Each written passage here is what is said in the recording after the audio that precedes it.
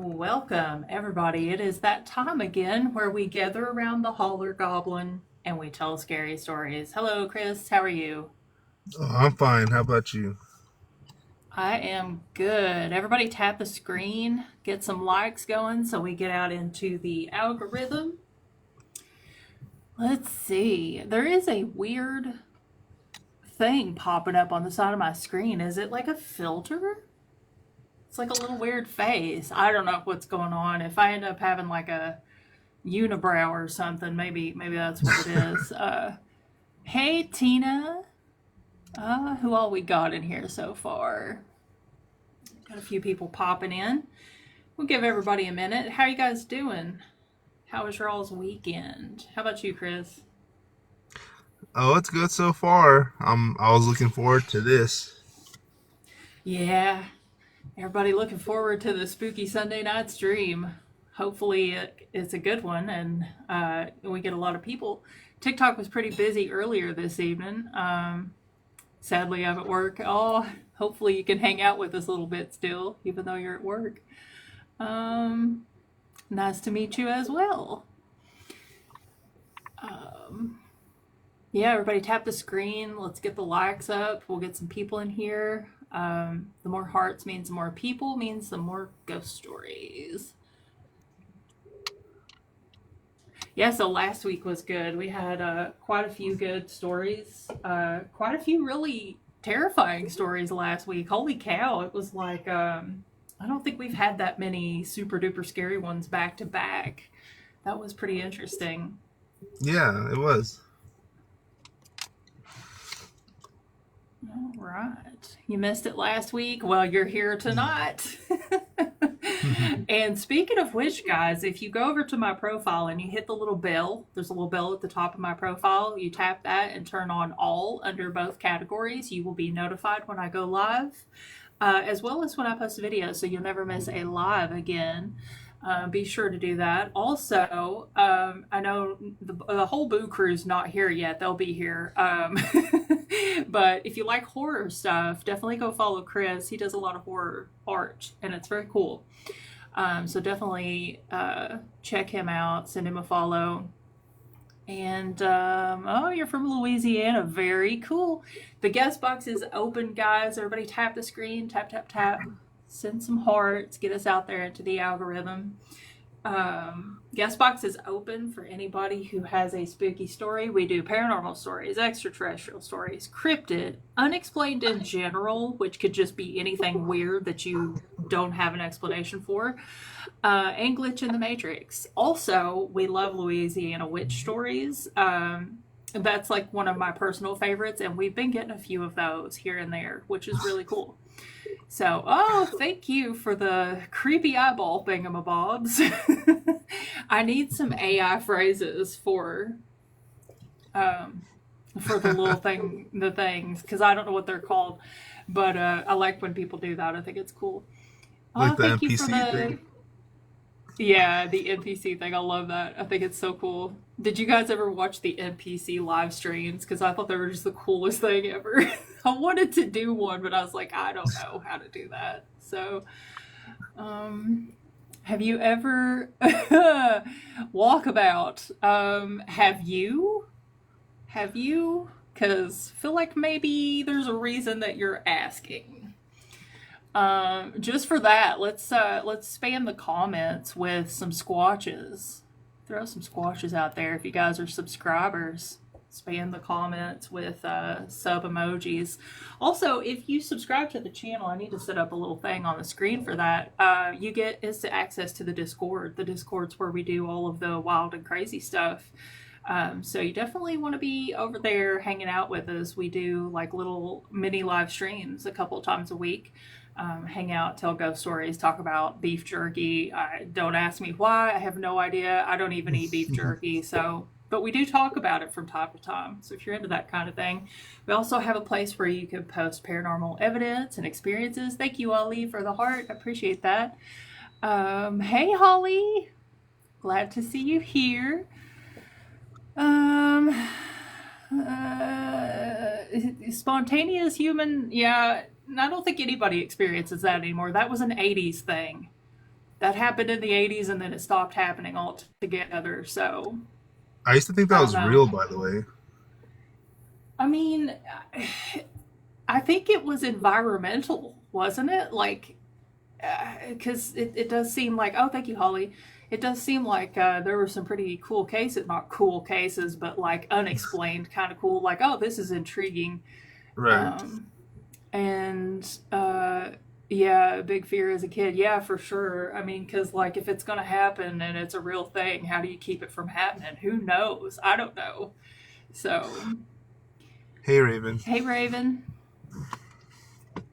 Uh, Um, yeah, werewolf. We should all definitely meet up at Wendy's. That's a good idea. Also, werewolf. I don't know if Chief's gonna be coming back anytime soon, but Lodge Tales is usually here with us every live stream, so he should be in here later on.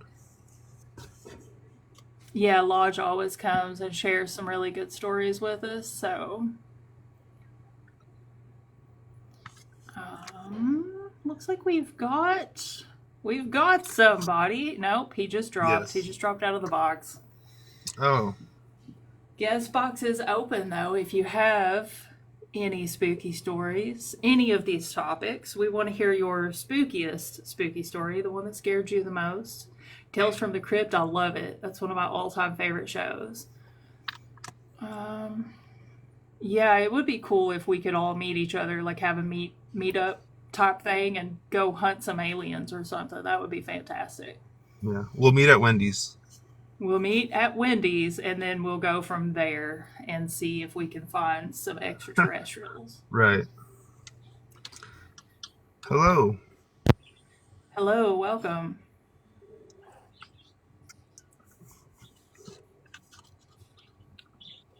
Hello, are you with us?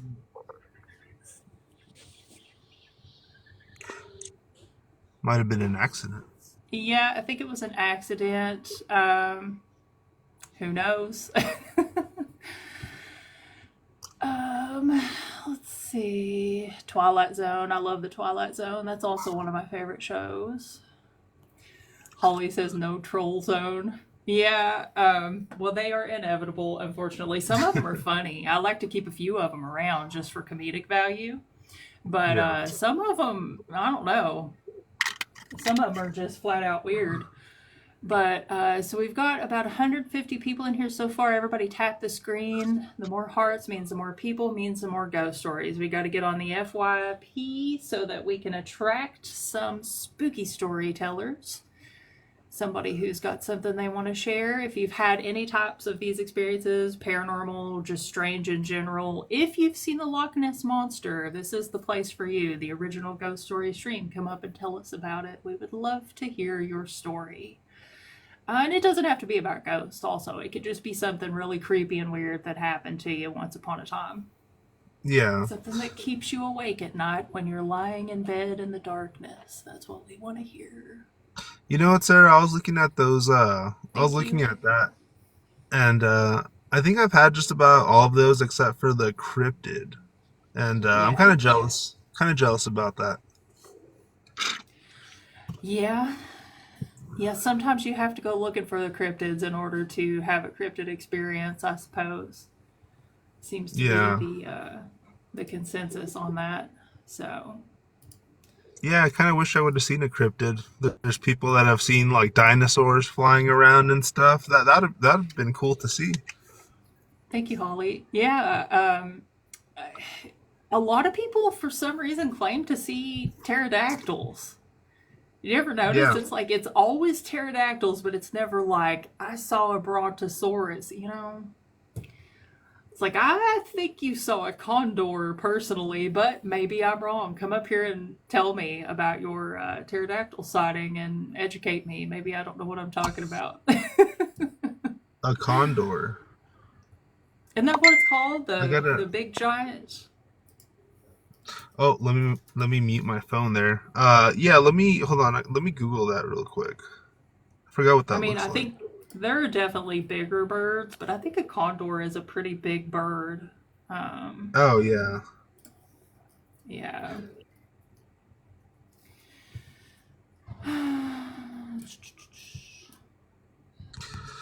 Hey, Cat Mama. Did not see you down there. Yeah, guest box is open. If anybody, growling fish. We got a growling fish. You guys, at some point, we'll have to get Chris to tell us about the growling fish. It's a Oh new man. folklore legend that he invented. So, and a very good one at that. Yeah, if you're part of the Discord, you'll know. You'll know what we're talking about. Yep. We have a guest. This was a guest that was on last week. Mhm. Um, okay.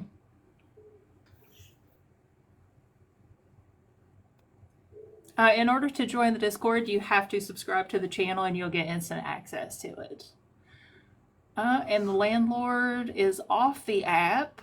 All right, landlord, I'm going to go ahead and drop you just in case that was an accidental request.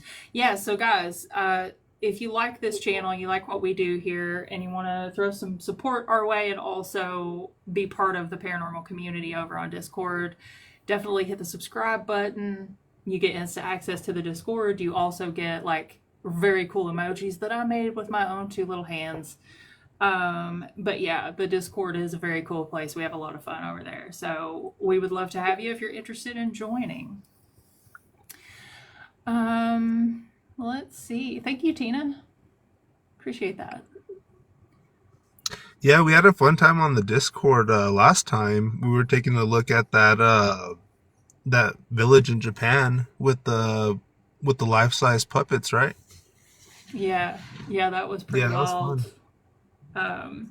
Yeah, you can do like little video streams. So we do like little mini streams over there where we all kind of get together and just like talk about wild and crazy stuff. It's pretty fun. Um,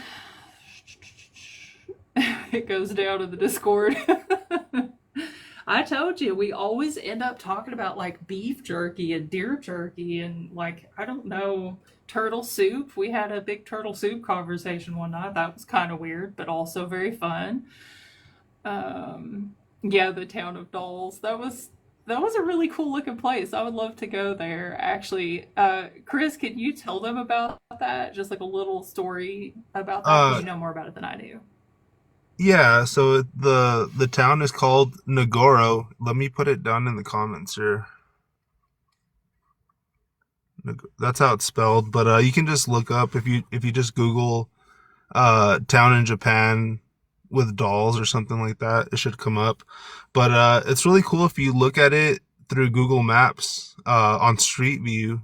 You can just kind of like wander around the streets and look at all the dolls, and it's really interesting. It's really creepy though. Um, I think the story was that this lady that grew up in that town, she moved away and she moved back sometime later as an adult, and she noticed that nobody lived in the town anymore.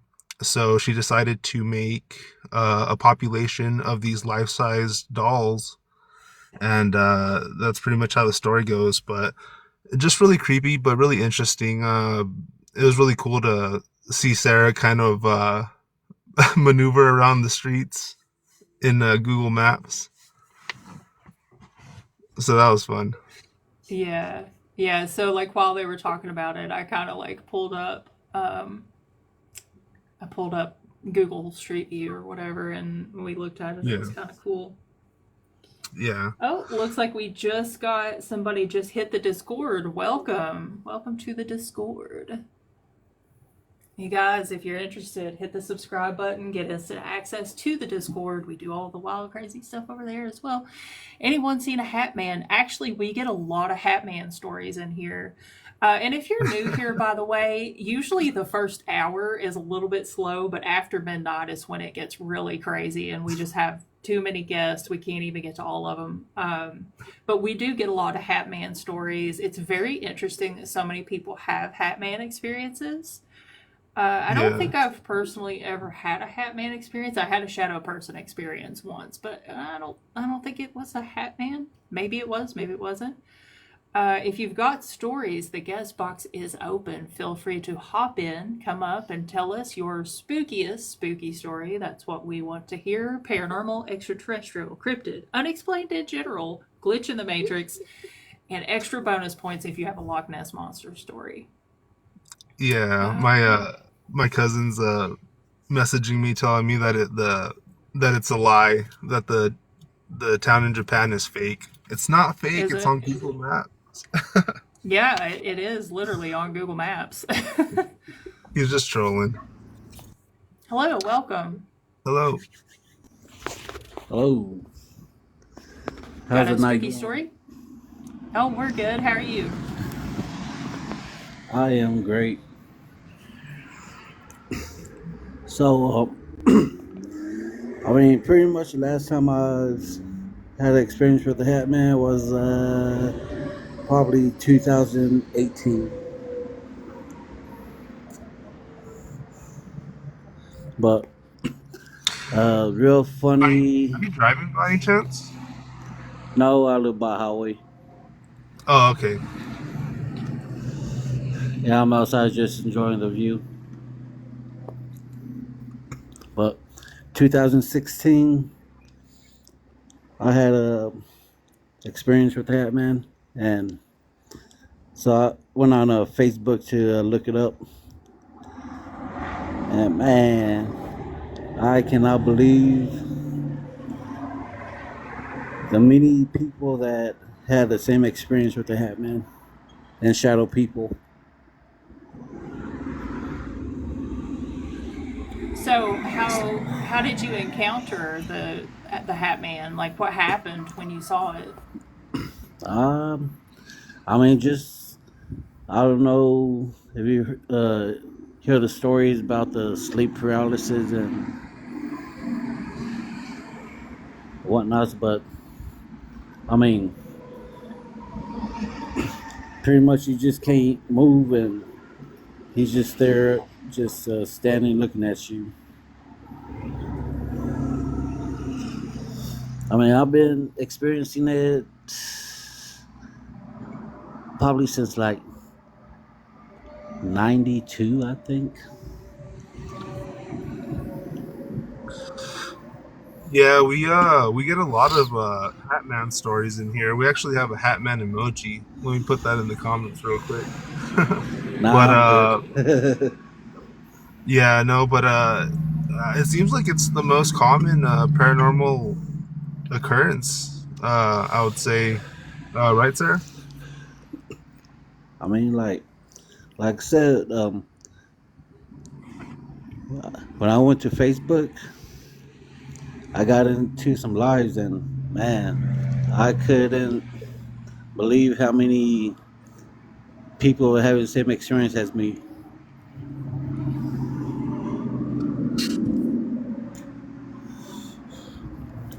So Yeah, like we were talking like, you know, those many movies based on it. Oh, I wouldn't say based on it, but like has like the same characteristic. Like it was like, I mean, look at Peter Pan. What's the thing with Peter Pan is his shadow. Like with Poltergeist, you have the what's his name, a Kane, and I'm like, I mean, pretty much like these movies, they had to have like experience with the same thing.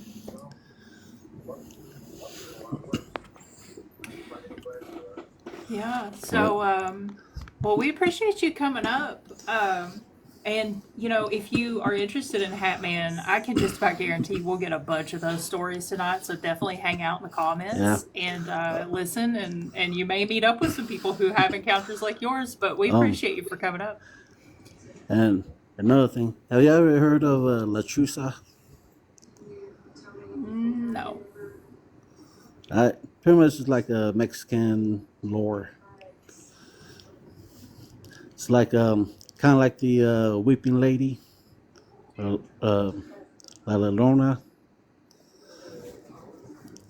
but like,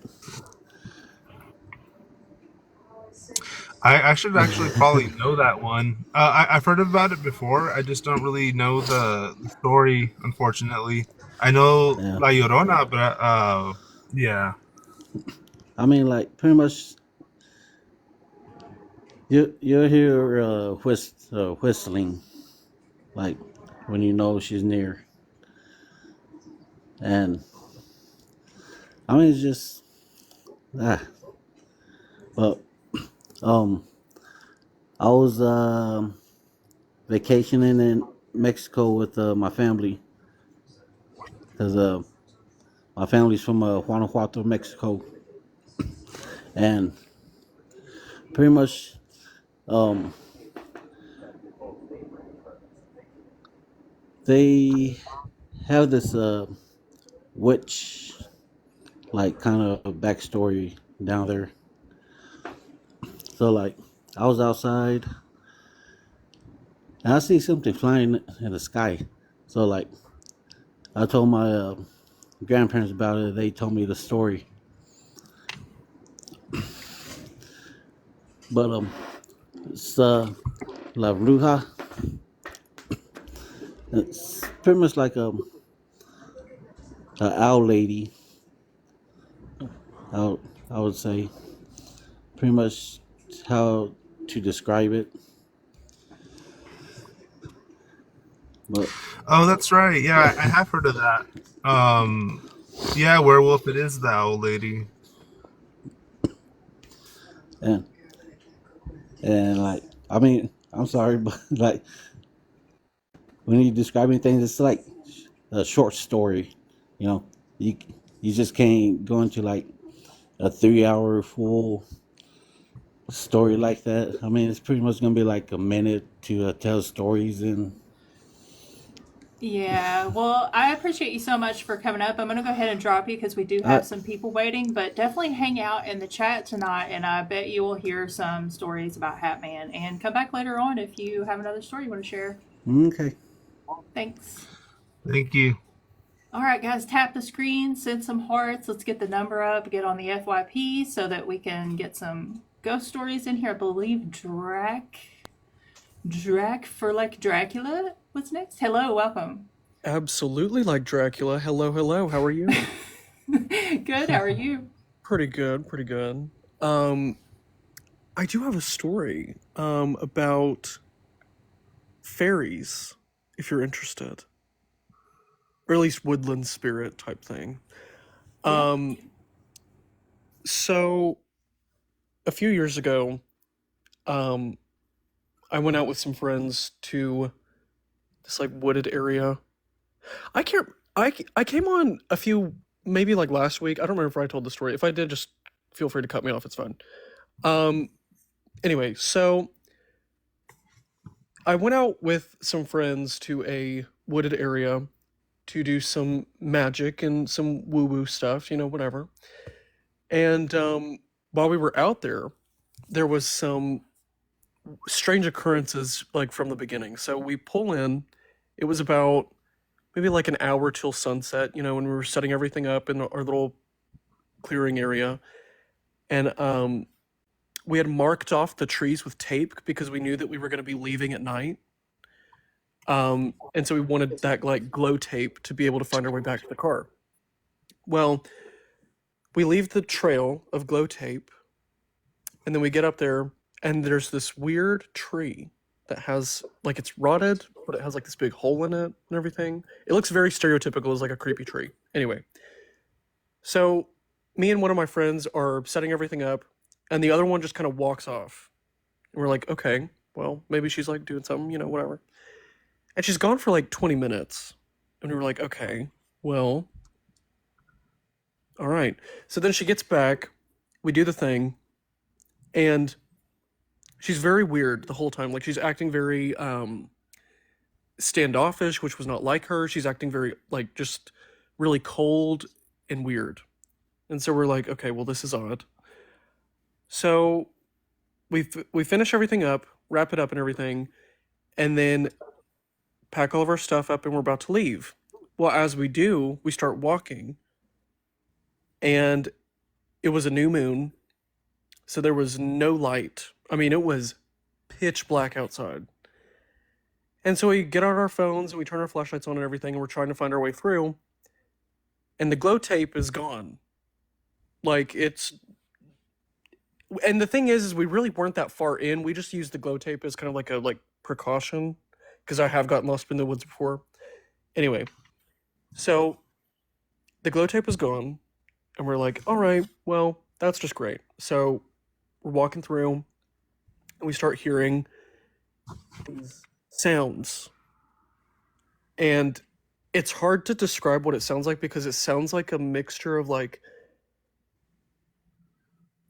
kind of like some kind of vocalization, but also like an instrument. Like, it's bizarre. I don't really know how to explain it. Anyway, so we're walking through, and we end up in this other clearing that we had never seen before. And we were like, okay, so we're lost at this point. So my friend starts getting hysterical. And so I look at her, I'm like, okay, you have to calm down. Like, you have to stop freaking out and everything. And she made the mistake of saying out loud to all of the forest, oh, we're being fairy led, which is like the whole thing of being taken by the fae. And so I looked at her and I was like, shut your mouth. Like, you're going to get us like in trouble here. We have to find our way back. And so she starts like full on hyperventilating. And so I have to do like the only thing I knew to do from the movies, which was slap her across the face. And so she like came back and she was like, okay, I'm good. And I was like, all right, good. So we start going through and everything. And I still to this day, this is the weirdest part of this. I don't know how to explain it. Oh, wait, hold on.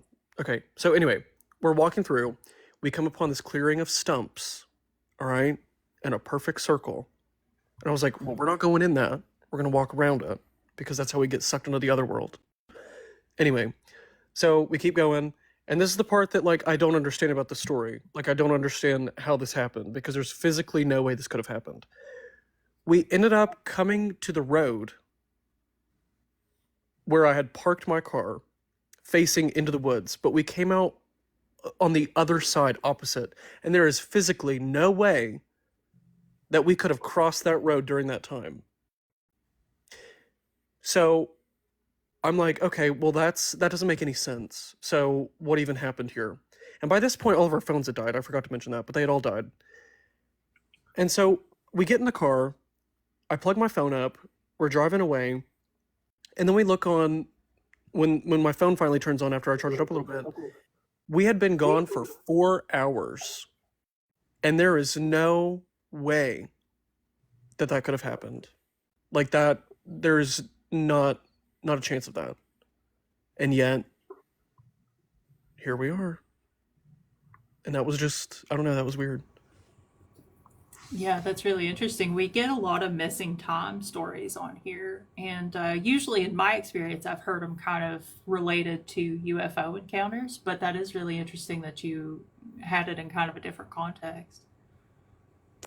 Have you ever looked into the Goblin universe? I would say that my knowledge of it is probably limited. It's, to kind of like just like really dumb it down, it's a really interesting theory that all of these things, like aliens, ghosts, cryptids, all of this are the same phenomena. It's just a different, it adjusts to one's perception. And I find that really interesting. Yeah, that is interesting, for sure. But yeah, I just wanted to come to share, but Awesome. Well, we appreciate you and hopefully you hang out with us here tonight. of course, thank you for having me. Yeah, absolutely. Very cool. I saw Ali in the comments was getting excited to have some more Fae folk stories. Not sure what to call it. Let's see. Everybody tap the screen, get some hearts going, get some people in here. Hello, welcome. Hello. Hey, let's see. Hang on. Can you hear me? Mm-hmm. Okay, Yes. cool. Good evening, everyone. My boyfriend used to have the Hat Man thing happen to him all of the time, but I never did. That's not my story. Can you guys hear me okay? Yes. Okay. So my grandmother got into a absolutely horrible Scooby-Doo accident and was dying, and I was living about 6 hours away from her, and I had just had brain surgery, and I was having to wait until a friend of mine could drive me down so that I could see her, hopefully before she passed. And I finally had a friend to help me, and my mom called me right when we were packing the truck, and she was like, she passed. And my mom had been like calling me every day for that week, like saying, all she wants to see is you. She just wants to see you before she goes. She needs to go, but she wants to see you. And I was just like, this is terrible. I can't do anything about it. But anyway, she passed on. And so I was just like, I can't leave right now. I'm going to go to sleep. We'll drive down tomorrow. So I drove down the next day, and I immediately went into her room. And her room was one of those typical Southern uh, Baptist grandma rooms. If you know, you know. It's like all flowers and pink and crucifixes and stuff everywhere. Um, and I was just laying in her bed. My sister and her boyfriend were asleep in the next room, and I was just looking at all of her stuff and starting to get tired, but not asleep. For sure, not asleep. But I was turned, like, even when I have a whole bed to myself, I usually choose a side. And so I was turned on my side, and there was like a whole rest of the bed. All of a sudden, this pink mist, a sort of particle kind of filled the room, and an arm and hand came around my waist. And I was sort of terrified, but also not, because I looked down and I could tell that it was her arm. And she was talking to me a little bit, and I was trying to get up the nerve to turn around because she was holding me, like holding me tight. Um, and so I turned around. Sorry, I'm gonna start crying. Um, so I turned around, and it was really cool. Like, um, she looked like like she had all these pictures of her around the house when she was young and met my father, met my grandfather when they were both in the Marines. And when I turned around, she looked like she was 90 and also 20 at the same time. It was like, I don't know, it was beautiful. And she just talked to me for a while, and also when the particles filled the room, this smell filled the room too, like very strong perfumey smell. um so anyway, so she started talking to me, and she was just like, I wish that I had gotten to know you better, because she was very, very into Jesus, and I'm not. And not anything against anyone who is, but I was always the black sheep of the family, and I felt like I could never really be myself around anyone there. But I always felt comfortable around her and loved by her. But anyway, she just was telling me about how she felt like she was misunderstood, and how she wished that she had been able to get to know me better. And I started to get comfortable, and I was like, well, shouldn't I wake up my sister, Hillary?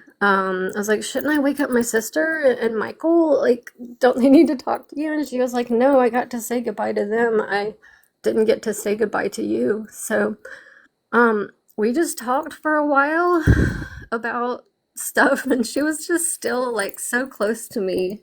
Her face was just so close to my face, and um, it was crazy and wonderful. And then, when we finished, like she just kind of dissipated back into, sorry, I'm shaking. Um, uh, uh, yeah, she dissipated back into that like crazy mist. Um, and I was just obviously so happy and just felt so good and so kind of chosen or whatever. I don't know.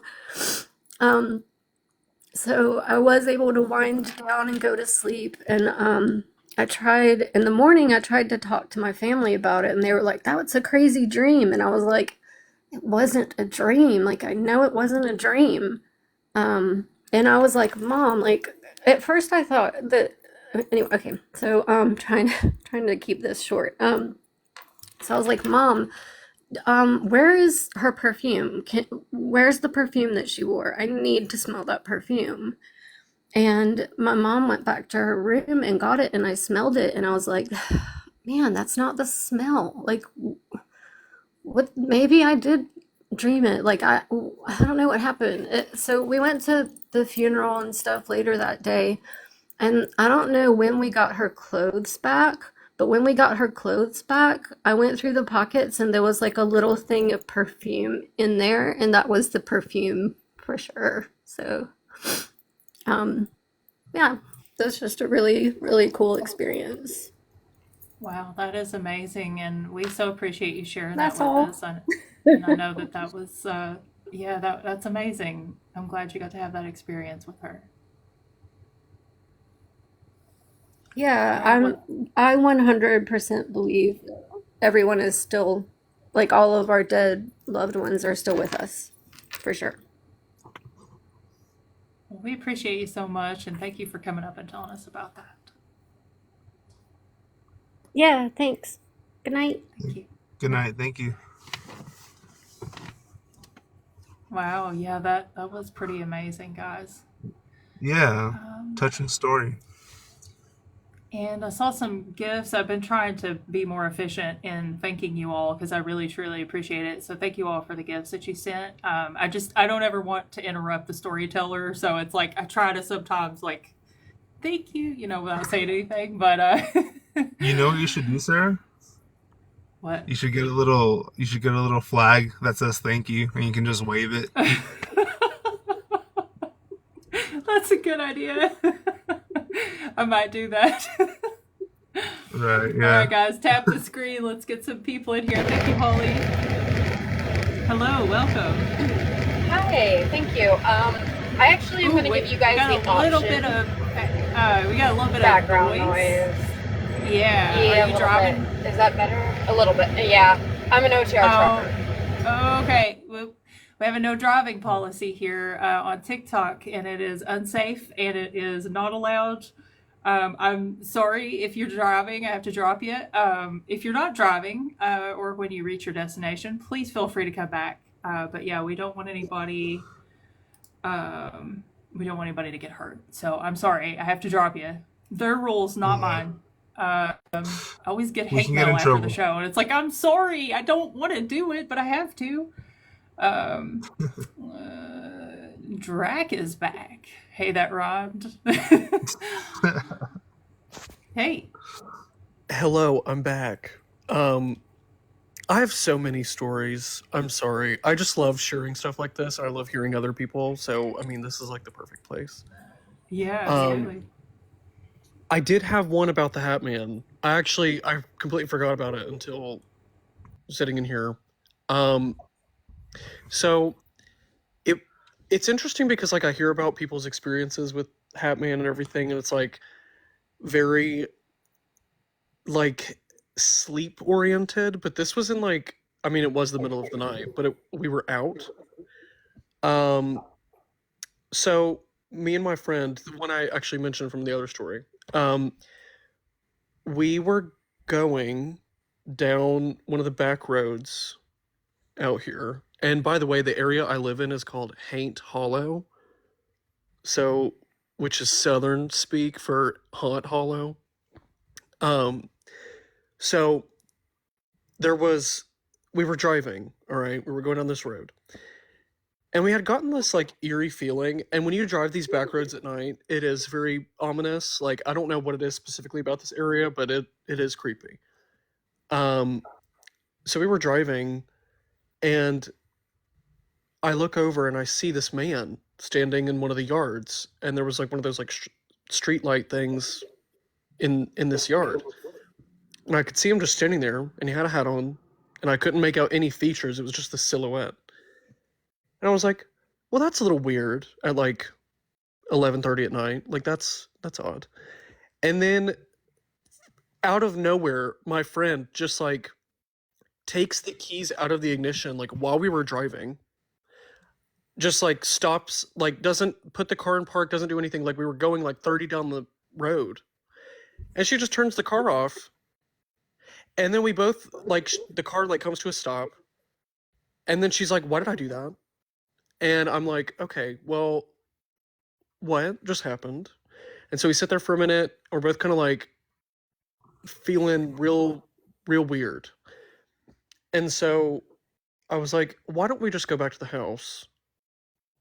Because at this point, like, I don't feel good about this outing anymore. So she puts the keys in the ignition. We turn around, we're going back. And there's this little, like, intersection thing where 3 roads come together. And as we're going through, I see that silhouette across the road from, like, where we were going to turn. And weird coincidence, by the way, I'd actually had a car accident at that exact spot a few years prior. I'd like flipped my Jeep. Anyway, so we see him, and I'm like, why don't we just like go, like put it in drive, let's go. And so we're booking it down the road, and finally we get to my house. We stop, go in the house, and I still live in this house to this day. And every now and then, I'll look down the road, and to this day, I will still sometimes see somebody with a hat on walking up and down the road. And I don't understand what that's about. And it's weird too, because I've had 2 car accidents in my life. Both of them were right in front of this house. And like, it's just weird. Anyway, that's all. Yeah, I was gonna say like maybe it's a residual type of energy, but then there was that twist at the end, and now I'm like, well, I don't know. That's very strange. It's ooky spooky. And I'm telling you, if y'all do like any kind of investigations or anything like that, and y'all are ever in this area, I'll have to let you know where to go, because there are so many places over here that are just, I don't know, they've got the energy. It's weird. Yeah, it sounds like it. But anyway, thank you for letting me Thank you for coming up again. Yeah, absolutely. All right, have a good night. And I'm gonna go ahead and follow you real quick because I know you're here from time to time. If my button will work. Hang on. Oh, thank you. Yeah. And I did join the Discord. It took me a minute to figure it out because I don't understand TikTok, so. Yeah, I wish I had better instructions on that, but I'm not exactly sure what to tell people. But yeah, it's cool. We have a lot of fun over there, so I look forward to hanging out with you on the Discord. For sure. Thank you. Alrighty, well, thank you for coming up. All right. Oh, thank you, Cryptic. Appreciate that. Very much appreciated. We're doing good, Chris, because usually from 11 to midnight, it's really slow, but tonight we're pretty steady, I think. It's going to be a busy night, I bet. Everybody good tap so the far. screen, send some hearts. Let's get some people in here. Let's get out onto the FYP. As terrifying as that is for me, we need to do it so that we get lots of spooky stories in here. It's intimidating, I'm telling you. It's a little freaky when you overthink it. And I'm an overthinker, so. But so everybody, if you like horror stuff, be sure to check out Horror Chris. He does all kinds of really cool horror art. Send him a follow. And be sure to follow me as well. Turn on post notifications so that you get notified when I go live, because we do these streams Sundays and Monday nights. And I'm thinking, guys, I might do a marathon week pretty soon. Would that be crazy if I did like a whole week of ghost story streams, like Sunday to Sunday? Well, it would be Sunday to Monday, I guess. Or would it be Monday to Monday? No, it would be Sunday. I don't know. A week, like a solid week. I'm thinking about it. It'll be tough, guys, but I think we could do it. As long as you guys think you would be interested in it and it wouldn't get boring after a while. Like, because maybe the ghost stories would be boring after a while. I don't know. I'm seeing some, people think that would be, it would definitely be, Holly, but it would be an interesting experience to have. So I think I'm going to give it a try coming up soon. We'll see how that goes. Also, feel free to subscribe to the channel if you like what we do here. You want to throw a little support, and also you want to become part of the Paranormally Correct community over on Discord, where we do all sorts of fun, wild stuff. Definitely hit the subscribe button. You get access immediately to the Discord, and you can come over there and hang out with us. We have tons of stuff. It is like super busy. We have all sorts of what have we got, Chris? We do like voice video chats. Right. We have places where you can post paranormal evidence, things like that, tell your story. Yes. We do memes. They are the dankest memes. Right, yeah. Just saying. We have fun over there. Yeah. And just really quick, I just want to say that me and Sarah already talked about this. If we do the week-long live streams, we have this thing where if we get 10 galaxies, me and Sarah are both gonna eat the one chip challenge live on TikTok, guys. So just throwing that out there. All right, Sarah, should we move on to the guest? Interesting tidbit here. Sarah doesn't know anything about that, but Well, Sarah doesn't know anything about that, but that's going to be the goal. I will not survive something like that. But Chris will definitely do it. Yeah. For sure. Hi, Lisa. Cat Mama says don't do it. Hey, Lisa, welcome. Hi. Got a spooky story for us? Yeah. Well, it was I used to live in this house. One day, I don't know. I got bad vibes and that. And one night I was in bed. I woke up. Something made me, wake up. And I looked, and there was just a black figure, blacker than black, a black figure of a boy. I turned to my then partner, turned back round to look again. It was gone. Then I've had like photographs, there's been like evil faces as well in pictures. It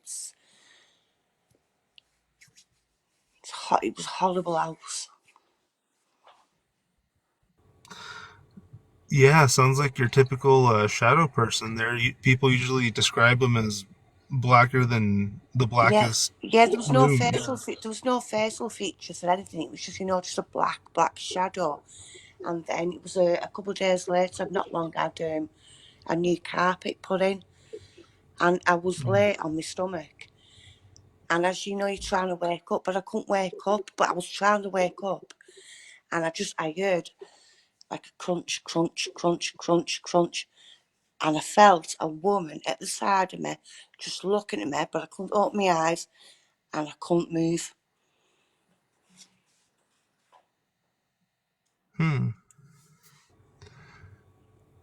This couldn't have been sleep paralysis, could it? What was that, sorry? Uh, is it possible you were experiencing sleep paralysis? I don't know, but I mean, it's weird to explain the feeling. But I knew I was awake, and I just couldn't move. I couldn't open my eyes. I couldn't move my arms, my legs. But I just felt a woman. But I heard the crunch, crunch, crunch, and it was a new carpet that was just put down as well. Hmm. Were you gonna say something, Sarah? Um, I was, but I forgot now what it was because I was I was just thinking about that. Yeah, that's it's so interesting. We get so many similar stories. But I Is went to a that medium as well, and she said you've got a cold spot at the top of your stairs. And my daughter, she went at the bottom of the stairs, and she'd point up and she said, "Naughty boy, naughty boy." And I remember I took my cat upstairs and was half up the stairs, and my cat hissed. yeah? Hmm. So it was definitely seeing something. Yeah, I could definitely Yeah. feel so. I'd be sat in the living room, and it was like there was a lot. One day we was all in the kitchen, and one of my mates had gone upstairs, and I had no flooring down in the living room. That's that time. And as he's walked into the kitchen, I said there was no one else. We was all in the kitchen, and it sounded like a penny had been thrown, and it hit the floor. Hmm. I had kind of a similar experience to that once upon a time. That's really interesting. I've never heard anybody else bring that up, but yeah, that Something is. being thrown, and there was another occasion. I mean, my bathroom as well, but when I was there, it was just floorboards and it was getting all done. And you literally had to lift the door up first a little bit to open it. My mate, he gone to the toilet and he said he felt his top had been tugged, and he's turned round and he thought it was someone. No one was there, but you have to, like I said, literally that door open. You've got to lift it and you have to like literally shove it. But he felt that. I felt like handprints on my back. Wow. Hmm. So had you ever had any type of paranormal experiences before all of this? One day, me and my daughter, we was in the kitchen and we was on Snapchat. And you know, I get them filters, and you know, the face and things like that. But I had Yeah. for my son, we had it was a stormtrooper, and it was I had a chest freezer, and the stormtrooper, because the helium, they was up, and then it was an evil face that it went on the stormtrooper. So then I thought, oh my god, it must be, just a Snapchat. So then me and my daughter were like doing it again. Then from the back of us, this evil face, the same one we just saw, came from the back and just like came in between us, the side of us. But that house, it's evil. There's something there. I know there's something there. You know when you feel and you get that feeling that something's going to happen. You've got intuition. Yeah, definitely. Yeah, not very nice. Yeah, You it didn't. sounds like a pretty active place. Yeah, but like Yeah. I said, that with the coin as well. There was no one. We, everyone was in the kitchen, and he just walked in, and like I said, there was nothing. There was no one in the living room, and it sounded like a coin.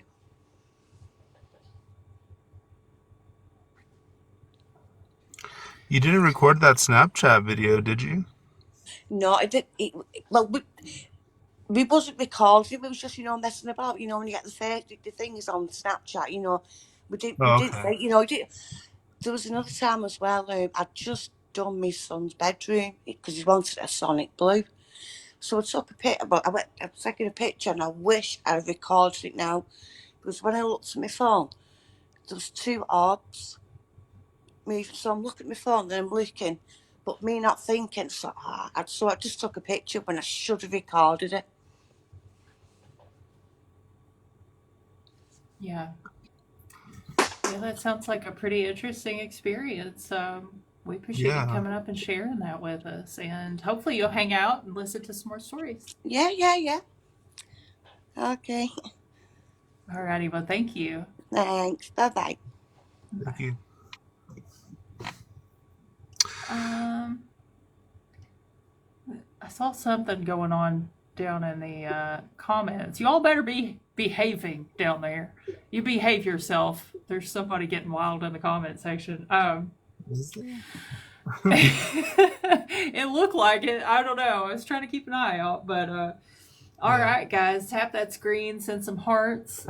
Oh, try to scoot up. I always like slide out of my chair throughout the night. I like kind of melt down into it, so I have to like keep pushing myself up. Also, it Right. rocks at a weird angle, so I find myself like struggling to find the right position here. If you guys ever wonder what kind of shenanigans I'm doing, I'm just squirming. I'm squirming around. I do that a lot.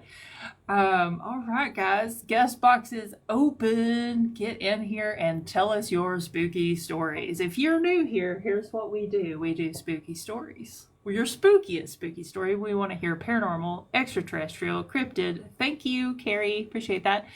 Unexplained, glitch in the matrix, and especially Loch Ness monster stories. If anybody has one. That's what we want to hear. We want to hear any of those. It could be just weird and creepy in general. It doesn't even have to be paranormal. But feel free to hop in the box, come up, tell us a story. Let's see, what else? What else? I have notes here so that I keep track of all this. Yeah. If we reach our let's see, if we get to 80,000 likes by tonight, we're gonna eat the world's most sour chip live. Now So it's there's just a that. sour one, huh? Not a hot one. Yeah. Well, today it's the world's most sour chip, but we're gonna do the one chip challenge later in the week. So Now listen. This is all he's making this up on the fly, you all. I didn't agree to this. And I don't think my old heart can't take it. I can't eat one of them chips. Chris, you're gonna have to well, eat two since you promised them two chip eating situations. You're gonna have to do them both. Just so it's you okay. Don't know. worry about it. I can just buy one and I'll split it in half and we can do half and half. You all, I ain't So eating no chip. I ain't doing it. I ain't doing it. What he's talking about. He's lost it. yeah. Does anybody want to see us eat a hot chip on live? Anybody in the comments? Just put yes or no. What he really means is, do you guys If want to see him eat a hot chip? Yeah, if nobody answers, then I guess we won't. I guess we won't do it, Sarah. I guess they don't want to see it. Raven says I did the chip. Don't do it. Oh well, we have one yes, two yeses. I ain't doing it. If I we ain't get doing it. if we get 6 yeses, we're doing. All right, there we go. All right, we're doing it. You're doomed, Chris. You're doomed. Oh man. I don't know if Tully's in here. Is Tully in here? He actually agreed to do it with me, so Run, Tully's Tully. gonna He's going to recruit you next. eat something scarier. What's scarier than the one chip challenge? I know. That's going to bring on all kinds of paranormal activity that I don't think anybody's ready for. Whew. Lord, I'm burning up Oh, just thinking about it. I ain't even eat one yet. I'm not going to. I don't know why I'm saying yet, but all right, guys. It is almost midnight, and midnight means it's about to get wild and crazy in here. At least it always does. So if you have a story that you want to share, don't wait. Hop in the box now because once we hit that midnight mark, it gets backed up in here and we don't always get through all of our guests. So if you have a story, any of these topics, hit the guest box button. I don't know what it looks like. I have no idea where on the screen it is. It's probably somewhere here-ish, which you can't see because the green screen keeps eating me. Um, Only 9 here. Yeah, it's almost midnight for me. So But we're about to hit the midnight mark, so it should get wild and crazy. And we have M. Let's see what is up with M. Hello. Hello, welcome. Hello? Hello. You're on.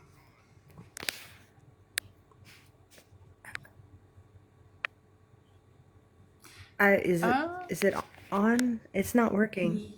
Oh. yeah, you are live with Paranormally Correct and Horror Oh. Chris. Hey. Thank you, Tully. Did you have a spooky story you wanted to share? Yes. Okay. It's weird. I can't tell a story and something happened to me to make me know that I can't tell a story about what happened to me with paranormal things. Well, I'm a little bit lost, but we are invested. Just do your best. Okay, I saw something, it follows me sometimes, and I decided I was going to write my story to a person that does podcast stories about 8 years ago. And that night, I had my very first sleep paralysis, and it crawled onto my chest. It was a lot of fear, and I never tried to tell a story again, and it never happened again. So that's why I can never tell about it. Is that the only? Have you ever had like any other paranormal experiences or? Yes, but with this thing, and it did that when I was absolutely sure I was going to tell the story. I even wrote it and was about to email it, but I got tired and I was going to send it in the morning, and that happened. I erased it and it never happened again. I see it all the time. Oh, Chris, you got a little bit of feedback, huh? Oh, sorry. Yeah, no, I was just gonna say. Okay, I know what you mean now. That it's like in a way it kind of kept you from telling the story literally. Yes. It was horrible. I'll never tell it. But Yeah, that well, was a paranormal story about not being able to tell a paranormal story. So I thought that was new. yeah, yeah. Well, you just told all of us, so we heard it.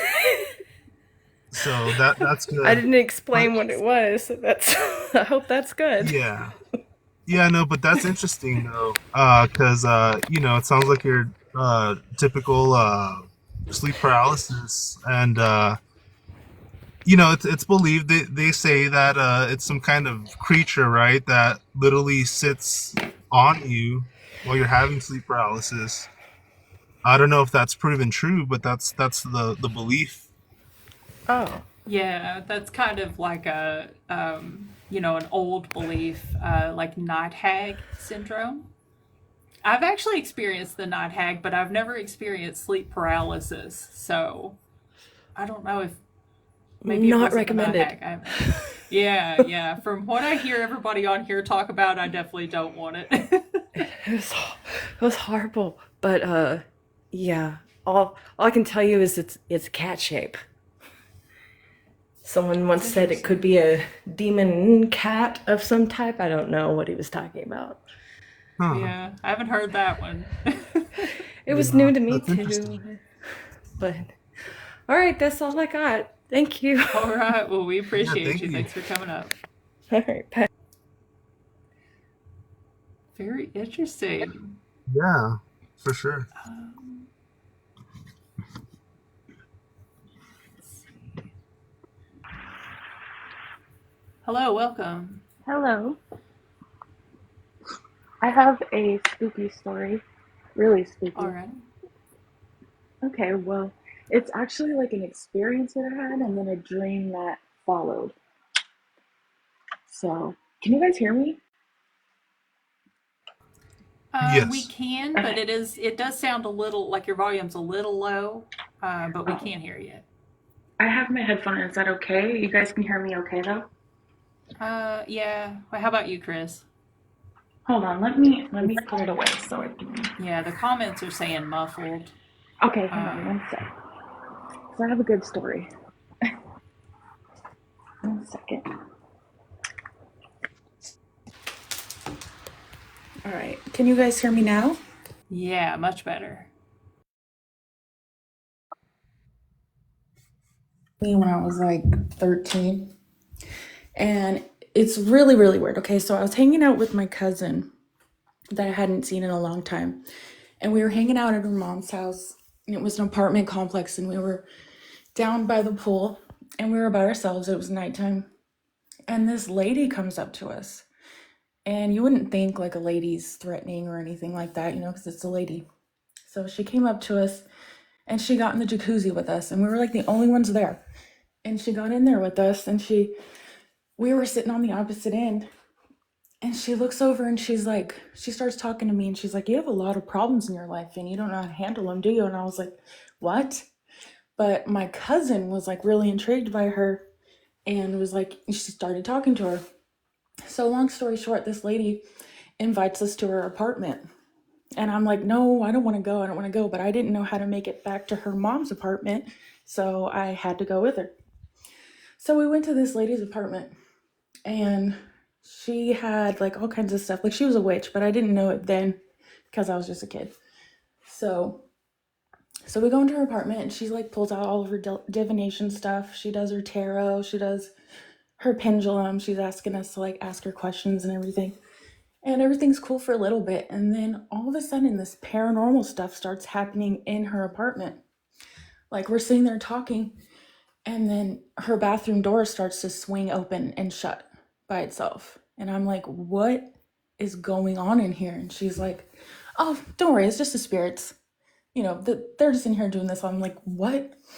So we're hanging out, and then as she's talking and we're like doing all this divination stuff, she's drinking, right? And she's drinking like one beer after the other. She just keeps going with it. And mind you, we're kids, we're teenagers. So looking back, that was really, really weird. And but the drunker she gets, the weirder things start happening in there, like the door slamming shut and open. And then she starts like openly talking to her spirits.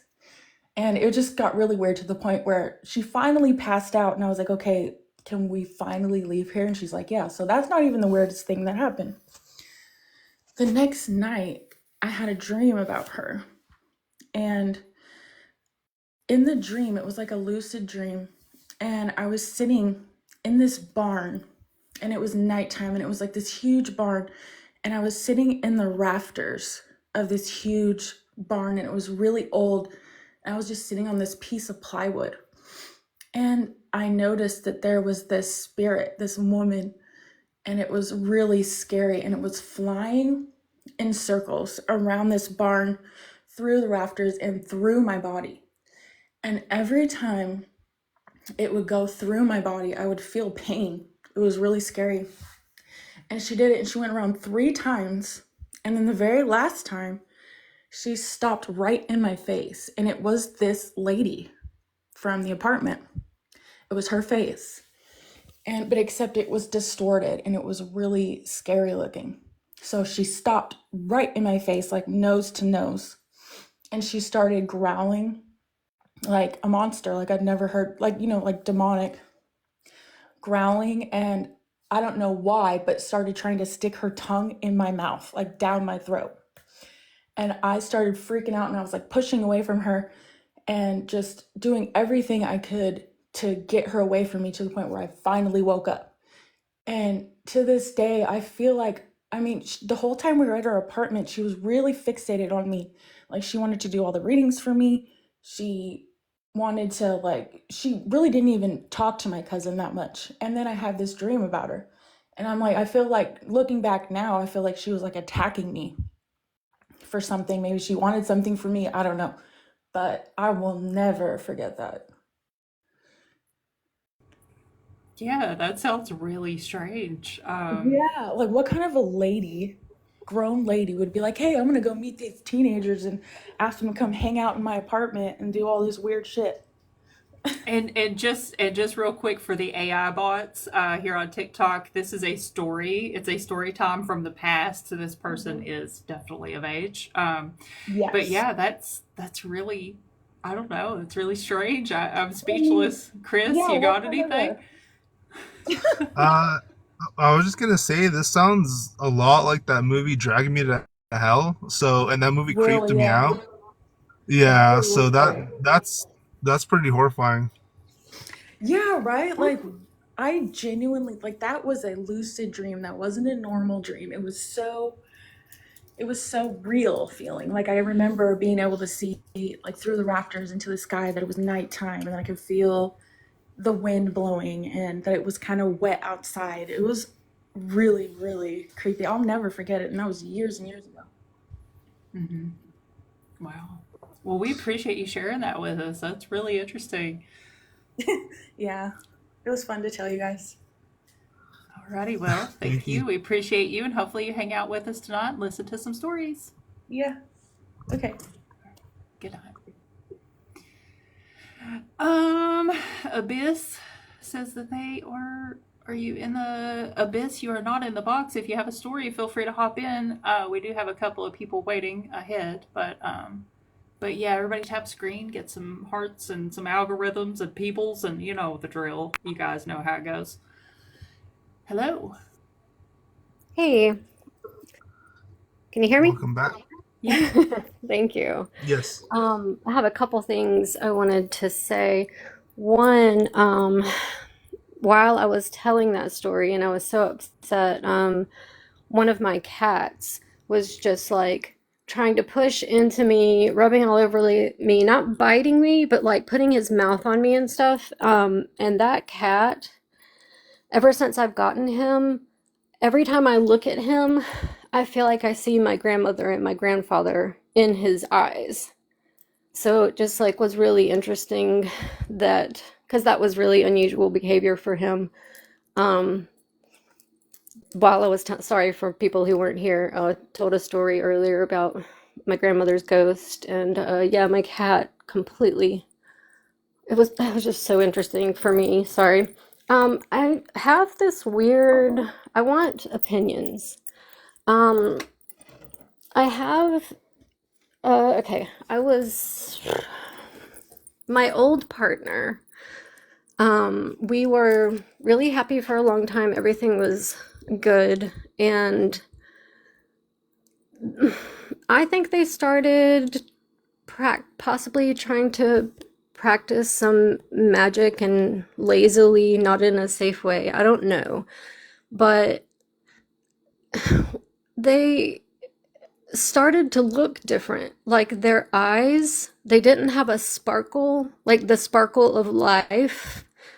Like their eyes started to look not dead, but just like glazed over. And I mentioned it a couple times and they were like, don't talk about that. I don't want to talk about that. Um, and their body movements started being different too. Also, I started having nightmares of this big, dark, black, I don't know how to explain it. This thing, this evil thing was trying to enter my body when I was asleep. And I would wake up screaming to not let it in. Once my partner and I broke up, that stopped happening. Does They are my partner. That's they. They prefer they pronouns. Sorry. Person asked who they were. So I just was curious if anyone had any ideas. It's been so weird for me. Yeah, for sure. We usually have a few regulars in here who are really good with this type of stuff. I don't know, Chris, do you have any thoughts you want to throw in or? Yeah, we usually have a couple people that are really knowledgeable about this kind of stuff. But Yeah, all I can usually say, Sorry, Sorry, go ahead. usually I don't even try to ask to come in because you have so many people. So I was trying to like get in a couple things while but if you remember me, I don't know or I don't know. I would love to pick someone's brain who knows more about this. 'Cause it was very bizarre. Yeah, Yeah. I don't know if Ali is still here. Um, I haven't seen Druid tonight. Druid usually has answers for everything, but he hasn't popped in so far. So I would say just hang out in the chat for a little bit and maybe, yeah, I, maybe he'll Yeah. I pop in soon. The only thing I could think of was that, they were being really, really slack with black magic. I mean, they wouldn't talk to me about it, but I could tell what they were doing, and they were really lazy about being careful. And it felt to me like they had an attachment of some sort, but I don't really. I'm such a, I don't know. I try to do the right thing all of the time, even in magic. Um, so I've never, yeah. Anyway, okay. Well, is there certain people that might know so I would know who to look out for? Yeah, I wish Druid was here. Druid may pop in later tonight. Sometimes it's a little bit later when he comes in. Okay, So if you're still around, maybe if he shows up, I'll get you guys up here and you can talk about it together. But cool. Yeah. yeah.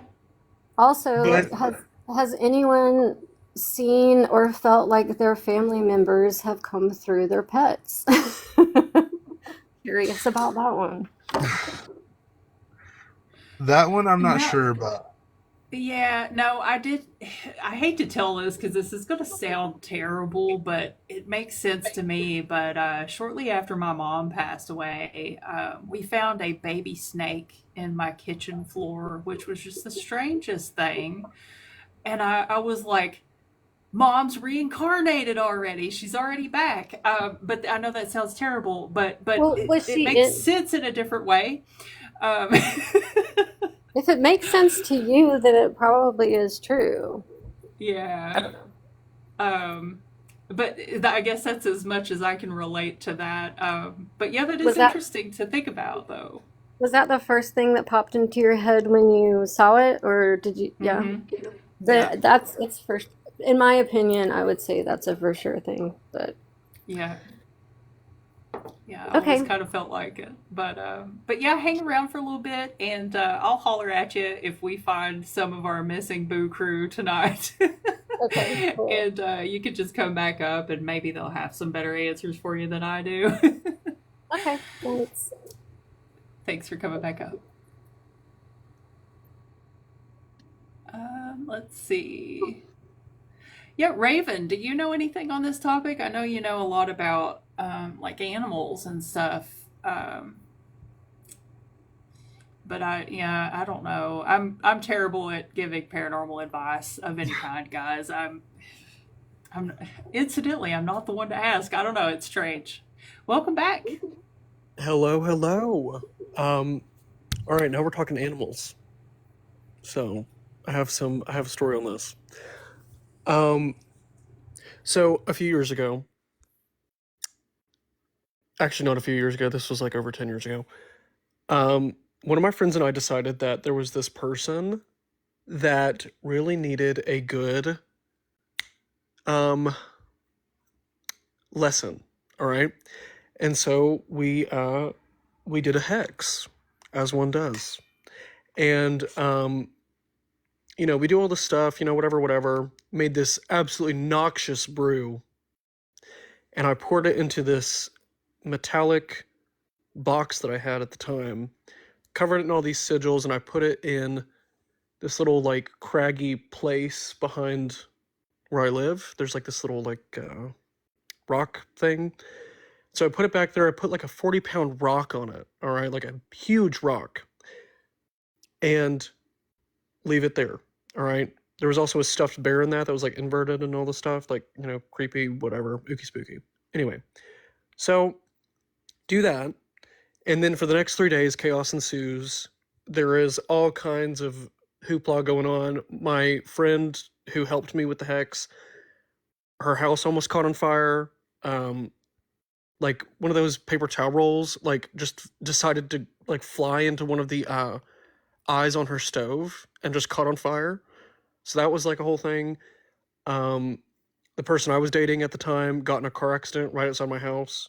For some reason, outside my house, it's like a big thing. Don't know what that's about. Anyway, so I was like, all right, well, this is clearly not working out here. So we might have to do something about this. Well, then I went in my backyard and I was like, I haven't seen my cat today. So I go out there and I find her no longer with us, with her head twisted around. And I was like, well, that's not good. Not happy about that. So I was very upset because I considered this cat to be my familiar in my witchy stuff. And so I called my friend and I was like, we need to figure out what we're doing about this as a kind of strategy to end this so that no more happens in regards to this. So we go to the back to get the box that I put the rock on, and it had been opened by something. Something had taken the rock off. And this is what I still don't understand to this day. Something had gotten in that box, opened it, and licked it clean. All right? And when I say that, I mean there was not a drop, not a single drop of this brew that we made. And it had rotten meat in it. It had milk in it. I mean, it was disgusting. All right? It was putrid. Not a drop. And it had only been like 3 days.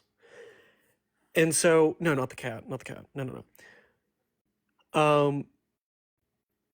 So anyway, so we do a thing to kind of end that, to just say like we're leaving that behind, whatever. And then the next day I have a dream about my cat that I had buried. I had like made a little shrine for her and everything. I had a dream that she crawled out of the ground and that her head twisted back around and she ran into the woods. Very pet cemetery, I know, but yeah. So that happens. And then the next day I get a call. That's right, don't get on my bad side, I tell you what, period. Anyway, so one of my other friends had called me the next day and said, there's a cat at my house that looks exactly like your cat. My cat's name was Buko. I was like, okay, well, where did this cat come from? And she was like, I don't know, it just showed up. And she lived in the middle of nowhere, all right?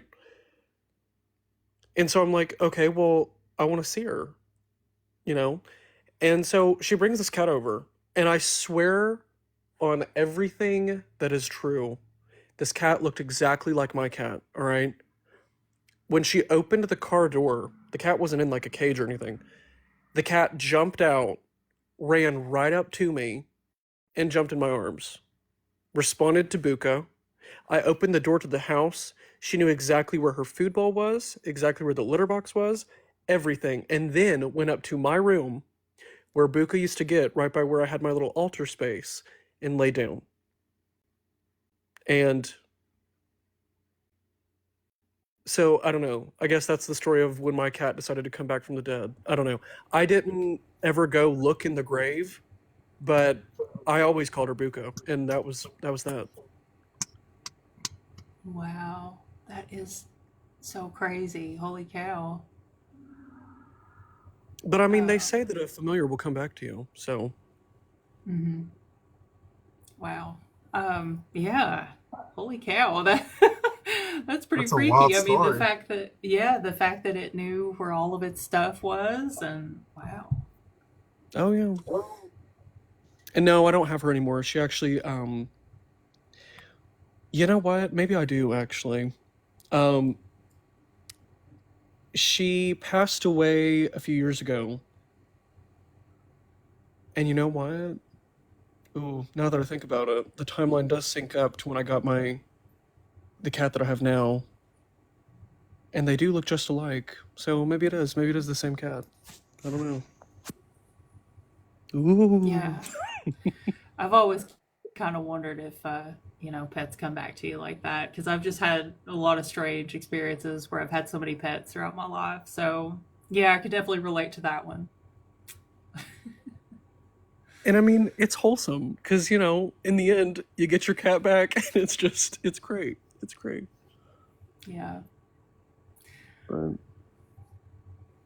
All righty. Well, we appreciate you coming back up. That one kind of threw me for a little loop. it's a lot. It's a lot. And also, if y'all Yeah. ever need any kind of reference to occult practices or any kind of witchcraft stuff, I'm very well versed in it. I've studied it for years, and I'm happy to help out if ever y'all need anything. So, Yeah, I don't know. What was that guest's name? I'm real bad at not keeping up with names. Where did she go? If you're still here, you actually maybe, yeah, maybe if she'll come back up, maybe you could talk to her because I don't really do paranormal advice. I've dabbled in the occult my whole life, but I don't really do advice. Yeah, Gallows, that was her name. Is she still here? Yeah, here she is. I'll let you talk to her. How about that? all right, all right. Hello. Hello, how are you? I'm okay. How are you this evening? How's everybody this evening? Pretty good, um, ookie spooky. yeah, always, always. So I had this partner that I was with for a very long time. We were together probably for 5 or 6 years before things started to get weird, and I always kept my practice to myself. Had always wanted to do some joint practices, but they were always really hesitant. I knew that they were into things that I wouldn't be comfortable doing, and I knew that they were really lazy about stuff. So, anyway, like over the next little while, things started to change in them. They used to, like, one of the things that made me fall in love with them was like their bright, sparkling blue eyes, and their eyes, the spark left. Like they had this, it was like glazed over weird look. And I mentioned it a couple of times and they were like, don't say that. Don't talk about that. I don't want to talk about that. And their body mannerisms started changing. They got more violent, quote unquote, where like they would slam their hand down when they were trying to explain about something. I would never date a person who had that kind of body language. And it was so confusing. Also, whenever they would we kept separate places. We stayed the night at each other's places. Some people think that's weird. I think that's like healthy, or can be. But anyway, whenever they would stay the night with me, I would have these nightmares of this big, black, heavy, hard, all I could think of was evil, although I don't know if that's really the right word. But this thing would be trying to push itself into my body, and I would have to use in my dream, and in my dream, I would have to be using every bit of my strength to keep it out, and I would wake up screaming, like at the top of my lungs. And when we finally broke up, it went away. Do you have any thoughts or opinions on that? So that's really interesting. It reminds me of the folklore of the South. There's a thing called the boo hag. That's where I am, in the Appalachia, Oh, Southern Appalachia. all right, all right. Um, that's interesting. I don't know. So the thing is, if this person is okay. Let me just put it this way. When it comes to the occult and magic and stuff like that, I really don't believe in the whole idea of protection. Because in my mind, if you're going to be calling out to these arcane forces and all of this, like, it's kind of presumptuous to think that they're going to care about a circle of salt or something like that. Oh, Um, I guess I mean like when I do things, I try to say, like okay, let's just say that they were very selfish and they started being very selfish in everything that they did. But anyway, that whatever. Go ahead.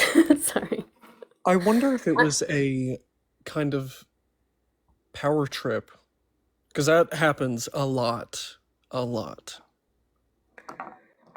I don't know. I wouldn't be surprised now that I know all of the things that I know afterward. To me, it felt like they had some kind of weird attachment just because of the way that they looked, and it was the eyes, man. It was the eyes. I knew those eyes. I'd known those eyes for years and years before I even started dating those eyes, and they changed completely. How long had you known this person? Um, I like 13 years or so or more. Well, I knew of them for longer than that, but yeah. But actually knowing who they were and being in the same circle and stuff, yeah, about 13 years. Do Funny you know enough. what? Go Sorry, ahead. go ahead. Oh, I was just gonna ask, do you know what they were practicing? No, I don't. I know that they stole my blood. Oh, Um, wow. Okay. and yeah, like I've been in the hospital a lot. I had brain surgery. I mentioned it earlier. I've had a lot of isms and itises, and I think I'm on my like fourth or fifth cat life. But every time they pull blood, they usually trash the first one, and I'm like, "Hey, can I have that? That's mine. They came to me." And yeah, I know that they stole my blood for magic, Um, which is not cool, of course.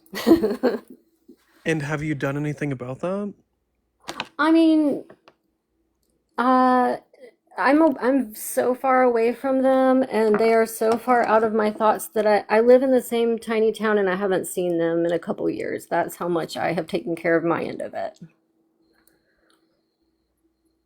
I used to see them everywhere. They still live here. But Um, I don't know. Something about this doesn't sit right with me. yeah, me either. I'm thinking it might be a good idea to do some kind of like banishing type thing. Yeah, maybe I need to do it again. Me talking about this tonight, like over the past week, I've like woke up thinking about them, and like that hadn't happened in a while. So, yeah, all of this is definitely making me like calling me to cover my ass.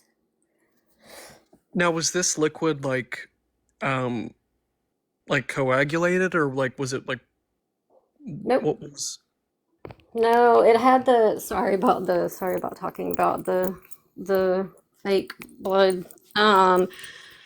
No, the vials that I have that thing in the bottom that's an anticoagulant. It makes it easier for carrying it around, so it does so that hospitals have an easier time with it, if that makes sense. So yeah, no, not coagulated. Yeah. Yeah. How much do you think this person had? Um, a vial. I mean, when you think of, I mean, I don't know if you're familiar with how, shoot, I don't know how to even, um, I don't know, like a half an inch around 3 inches long, something like that, maybe. Yeah, I'd definitely do some kind of banishment. I'd do some kind of banishment. I would do some kind of like self-empowerment ritual of some kind. Um, yeah, because I mean, if they still have that, like, they can be doing all kinds of stuff with that. Like, that's not good at all. Yeah, I know. I confronted them, of course, about it, and they were like, "No," and I'm like, who else knows where that is and is gonna freaking take it?"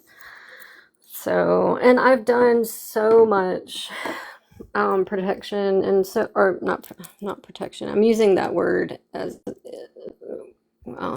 too much, and that's not exactly what I mean, but yeah. I did a lot of things because it was so creepy and weird, and so many weird things were happening, and I just didn't trust what was going on. But yeah, thank you. I was just kind of wanting to pinpoint what it was that was trying to enter me, what it was that had possibly attached themselves, or if it was all just darkness, the darkness that now was part of them. I mean, if I had more of like a kind of view on what this person was practicing as far as like tradition wise, I might be able to help out a little more, but like it's They're very into getting specific things picked up from New Orleans. oh, Mm-hmm. okay. Yeah, nothing could be mailed. They could only be carried. Yeah. Okay, so we're talking like either New Orleans voodoo or some hoodoo Mm-hmm. Or both. or both, yeah. Um, oof. That's a lot. Yeah. Um, Yeah, I mean, my life has been going really good over I don't have any hiccups, but the me wanting to talk about this tonight and them entering my head a bit over this past, I don't know, over the past week or so is like kind of had me like, do you have Discord? yes. I'm gonna, if it's all right with you, I would like to talk to you more about this. I want to send you some symbols and see if you recognize them. A big part of voodoo is invocation, and it is a theoretically it's a more consensual possession type thing. Um, you invoke certain spirits for a certain intention, you know. Hmm. Um, I don't know. What it sounds like is that somebody has kind of like taken that and kind of twisted it to use against you. Yeah, they're mad at me for a lot. They blame me for a lot of things. Um, I don't know. Yeah, they definitely do blame me for things that could never be a person's fault. But, you know, they don't want it to be their fault, so it's got to be mine, I guess. Just to jump in real Anyway, quick, Drac, you actually read my mind. I was actually going to ask her if she was on Discord, because I usually, like, it's mine, and I don't know if you're talking about yours, but I usually do sub only. But I was actually going to invite her, or just have one of my mods invite her straight in, and that way she could kind of talk to some of the people we have there, one on one, because we do have, like everybody there that can kind of probably answer questions like this. But yeah, Gallows, if you would be interested in that, send me a yeah, message, or maybe I don't know if any of my mods want to volunteer. I don't know where my mods are right at this moment, but any of you guys in the comments, if you want, you can send her a link, and get her in over there, and that way. And Ali is here. Ali to the rescue! Let's get Ali up here because he always has good answers.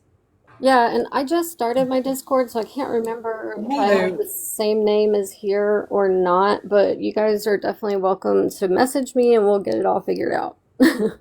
But Yeah, for sure. And this is Ollie that I was telling you about, by the way. yeah. Ollie, were you listening by any chance?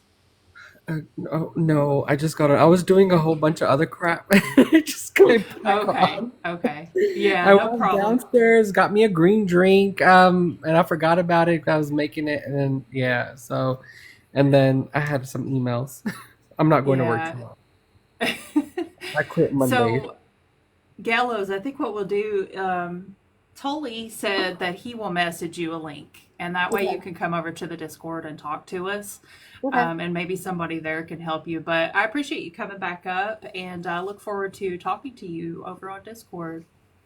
Yeah, thank you. Thanks everybody. Yeah, no problem. Sorry I missed Congrats, it. everyone. I'm sorry I couldn't be more help. My bad. Yeah, no, it's okay. Who You wants to guys give me spark definitely. notes? Yeah, Ollie, you'll find it to be a very interesting story.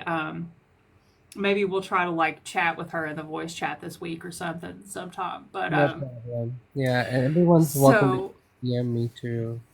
No problem. yeah. Yeah, for sure, guys. Definitely follow and DM Ollie as well if you have any spiritual questions like that. All right, guys, let's tap the screen, get some hearts going, get some people in here. We've still got what do we got? Like 2 hours of the show left. It's been a slow night. Here I was thinking it was gonna be wild and crazy, but it's been a little slow. Yeah. Drek, are you good to hang out for a little bit, or do you need to drop down? I'm here if you want me here. If you want me to drop down, I can. It's up to you. It's up to you. No, Well, you're then I welcome to guess I'll stay if hang you want. out. Alrighty. Sounds good to me. So, Ali, what is up? How are you? I am well. Well, actually, that would be lying. I'm well personally. The week has been hell. Um, so I was just dealing with one thing after another, just worldly stuff, car stuff, work stuff. It was just a tension-filled day, week, I would say. But the weekend is pretty good. Um, I was thinking about this, and I was gonna share you a little story, vacation story for you guys. I went vacationing to Alaska with my family. Now, and speaking of, Holly was saying about a green cig to go with my green drink. Well, um,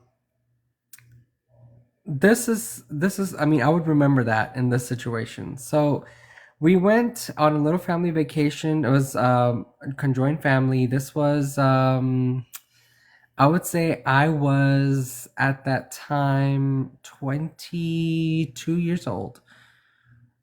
Nope, I was not 22. Nope. No, no, no, no.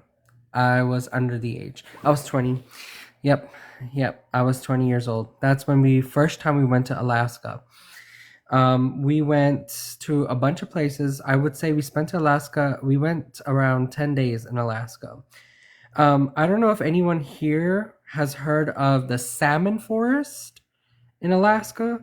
It's also called the Tongass National Forest. It's one of the biggest and most beautiful national forests. I mean, I can go all in all with the whole little Boy Scout history of the forest, but I'm gonna just get on with it with a lot of the stuff. So I was in the northern part of the Tongass National Forest, and we were hiking. We were doing this whole excursion day. So it was an all day excursion. It was, I would say, it was new spring, I would say, because it was a cool breeze where you kind of like needed a two layers or a sweater, right? So I'm trying to give you guys the environment. So I'm gonna try to paint a picture for y'all, because some people said it's beautiful, but when it happens to you, it's kind of freaky when you don't know what exactly happened to you. Um, so Tongass National Forest, Alaska. We were hiking. We went to We went from one area, crossed the lake with canoes to another. This is going to be the northern area. This is where the oldest trees are, is what our guide was saying. Now, Tongass National Forest is home to the most oldest trees on this like northern continent. Some older than 800 years old, if the natives, as the natives say. So we were going on this little nice, easy hiking trail. I had my parents with me. And we go uphill and we're like plateauing. And I come across, we're taking pictures of these huge trees. And I come across this clearing, right? Now it is like picturesque. This clearing has like a field of little itty bitty flowers and everything, green spring grass, but you're in the center and you can see the sky. Bro, these trees are huge, just surrounding you, like fat and like tall. So like a hybrid almost of like, if like a redwood and a great oak, had a baby, and that's how it, to give y'all a picture of it. But yeah, I kind of was, posing for pictures. My sister was taking pictures. I was kind of like, I pick up a walking stick because I wanted to be Gandalf, and like I was surrounded by a bunch of tree ants, and that's Treebeard right there. I was a geek back then, and I kind of still am. But yeah, so my family goes downhill, okay? I'm here just mesmerized by everything. And I'm just like, I can smell the flowers. I'm just going to chill out here because it's a hard hike. I'm tired. I'm tired even talking about it. So the family keeps going down. They're like, okay, we're going to go downhill. And I'm like, I'll catch up with you. I just want to, I want to Boy Scout this place a little bit. So I did, but I was just catching my breath. So as I am just standing around and just taking in the cool breeze, suddenly what happens to me, a euphoric sensation starts coming up. Like no humans are around at this point. I hear birds, everything. You can hear all of the nature critters going at it. All of a sudden, a breeze comes of like the scent, and I feel like a euphoric sensation happening in my head, like something hit me. And I kind of get a little dizzy and I fall, like I kind of just like lay to the ground. I kind of fall to the ground, and I land, my backpack's pretty big at this point. So like, I'm there. I didn't land so hard. So I'm just now looking up at the sky. But what's happening is weird. It was not so cold. Well, it was cool, I would say in the 60s, but the breeze was like probably 55. Like it was a good breeze, but it was a nice sunny day. And I lay down, and then all of a sudden all the sound is going away. The birds stop chirping. I don't hear anything. Like I'm just hearing things in my head. I can only hear like my own heartbeat, and that goes away. And something strange happens. And I'm like, what's going on? Like, I'm too lazy. Like, I can't move my legs. Maybe I just got so tired.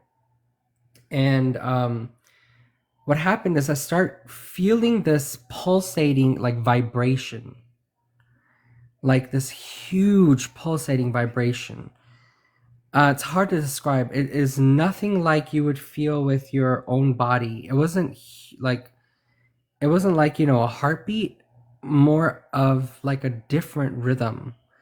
I don't know if anyone has ever heard of a sonogram being done, or like when you go and, if you have someone that's pregnant and they're taking, a sonography, there's that background noise. It's kind of like that is what I'm starting to hear.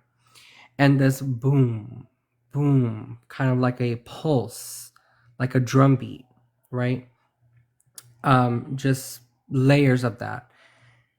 All of it, like, as if I'm feeling the electromagnetic, yes, like the electromagnetic vibrations of those trees that I'm being surrounded by.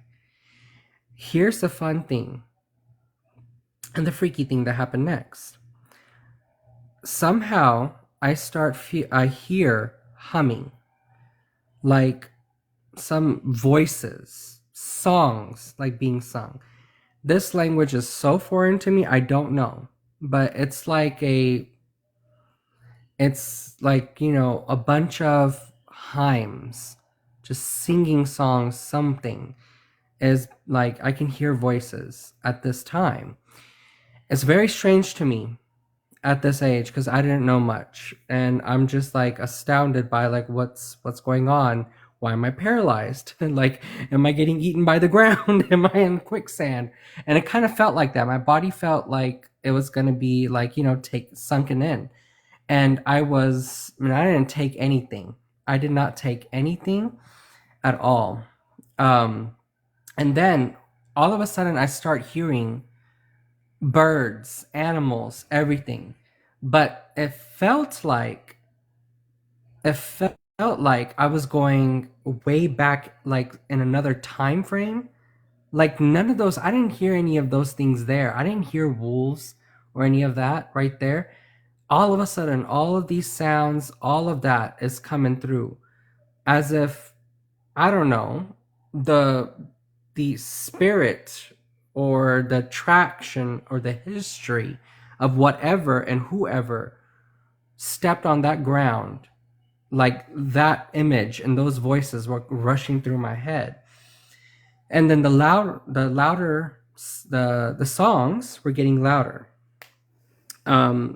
They were starting to get more and more loud, and I kind of got more of my feeling back. So I was getting up because I don't know, I lost time. I felt like I lost time. Could have been just the cloud that covered up the sun, but at this point I lost time. But then I hear and I'm looking at the trees, and I hear drumming, and the drumming is louder and louder, and I'm looking at these trees as if they're like moving. Again, I didn't take anything except a granola bar that morning. Either something could have been there or someone was growing something there and it may have hit me, but why did it hit me and not my siblings and my cousins, right? So that's the thing. So that's what mine was like, no way.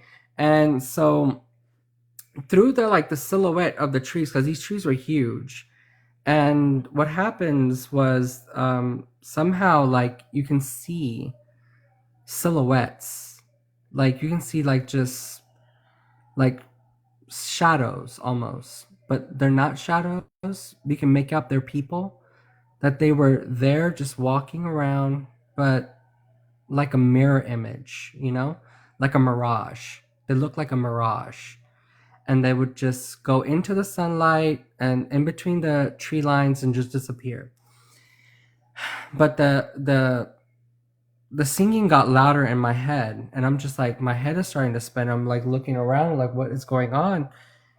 Someone turn up the music or something, and then all of a sudden, I take one step, like 1-2 steps, out of where I was laying down. And it started to get lower and lower and lower. Then the voices, the songs started to go down. I didn't feel bad at this time. I didn't feel horrible. I didn't feel drained. I felt a lot more pumped up when I got up. Something put maybe it was something juiced me up. And I was like, that was strange. I didn't think much of it, but then I felt like I lost time. So I was like, oh my God, I probably took a nap and I don't know what happened. And they're probably looking for me. So I kind of run down, get out of the thing. And I take a look back because I'm just like, was I dreaming? And I keep going. And as I'm coming down, I hear some rustling in the side of the forest.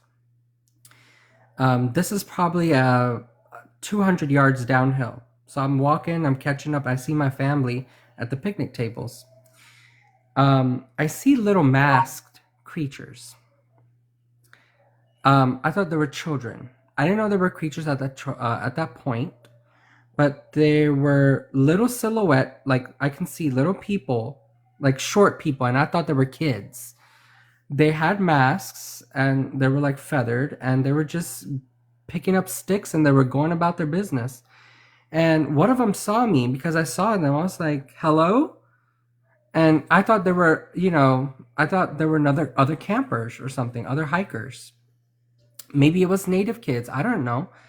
And one of them turns around and looks at me. And then two others look at me.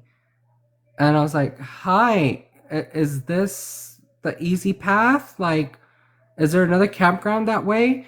And then they look at me and they're just like, look at each other. And then one of them is just waving. And then two more pop up from somewhere. And then they all start like, putting their hands up in this like, like, "Hey, rainbow," kind of a way. That's it. Like, that's all they did. And then, like, I looked downhill because I think my dad saw me and he's calling me. And I look back and they're gone. So that was a second different thing that I saw. I didn't know these things were related until like a day and a half, like the day after the next day, because I went there and I told my cousins, I was like, "How long was I gone?" I was like, "You weren't gone that long. You're kind of behind us." I felt like I was there for like a few hours. But yeah, so I kind of remember the images and I thought they were kids, right? Yes, like the Pocahontas wave, gay werewolf. Yes, it's the Pocahontas wave. Exactly. Just the hello rainbow. And that's it. They disappeared. And I was like, that was strange. Why didn't somebody say something back? I mean, when you're on vacation, it seemed like people were nice back then. So yeah, I mean, I don't think too much of it. I kind of like got second wind and just minded my business, and I started just, having my lunch, and we continued on to our little Alaska adventure. After that, I saw some wolves and bears. That was fun. Um, then what happened was we stopped at a Yupik tribal area, where we learned a lot about the tribe and everything. We spoke to, and we were the only family there. There was only like two families there that day. So we were there in the morning, and I got to, got questioned by the elder, the shaman. Held my hand and he said, like, you have a good spirit in you. And I was like, "Oh, well, thank you." And I said, like, "Sir, I have a question, and I wanted to ask you. I saw these. I was over here in this place in Tongass National Forest, and I went to this clearing, and I kind of like, described to him where it was, and I told him what I heard. He described to me. The elders described to me the sounds that I heard were possibly songs of the trees. The trees on that area of the Tongass National Forest are legend. They are the oldest trees, 900 years old. That clearing is a place where people in their history, and not just their tribe, but others, have had spiritual journeys at. There they saw astrology, and the nighttime they saw readings in the skies, so on and so forth. So the vibrations I was feeling were the heartbeats of the trees, is what he was telling me. But here's the freaky part. I tell him about the kids in the mask, and I was like, "Are they part of your tribe?" Because I saw, the Yupik people they had like, good totems, and it looked similar. So I asked, and I was like, "Are they down there? Like, do you have a tribe down there?" And he was like, "No, we don't. The Yupik tribes are a little bit more north." And I described to him, I was like, "Well, there were just these children with this kind of looking mask." And he's like, "Nope, they were not children." He said they were something called, I forgot the word. He said, Ursinrat. It was Ursinrat. Ursinrat people. And that's the Alaskan little people. So that's what he told me. He's like, Ursinrat, they're good nor bad. They're just, they're like, there's something that their tribe knows. So and I told them, like, they didn't say anything, but they just waved at me. And the Ursinrat, is that the one you told me about? Is that the Alaskan little people? Are you asking me?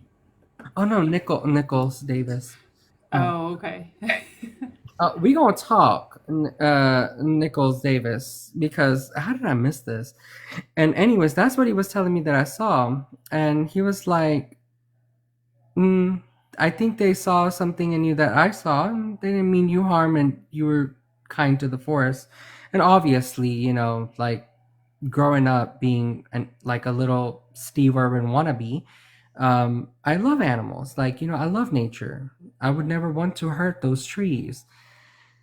And I hope nobody ever does. But whatever that place was, that place, it holds a lot more, to be honest. And I would say in this part of my life, I feel like I would like to go back and find that place again. And definitely figured that out. And that's my, those are my Alaskan freaky deaky stories. But it's not so freaky deaky. But that was it. But yeah, I never seen an alien over there. Technically, didn't see a Bigfoot, but I did see some very, very big bears that could possibly eat a Bigfoot. Like, like this one brown bear was, oh my god! Like, there's no cryptid in the world that could have been 900 pounds. He was huge. Yes, but that's my little pretty nice yet creepy yet freaky deaky yet psychedelic story from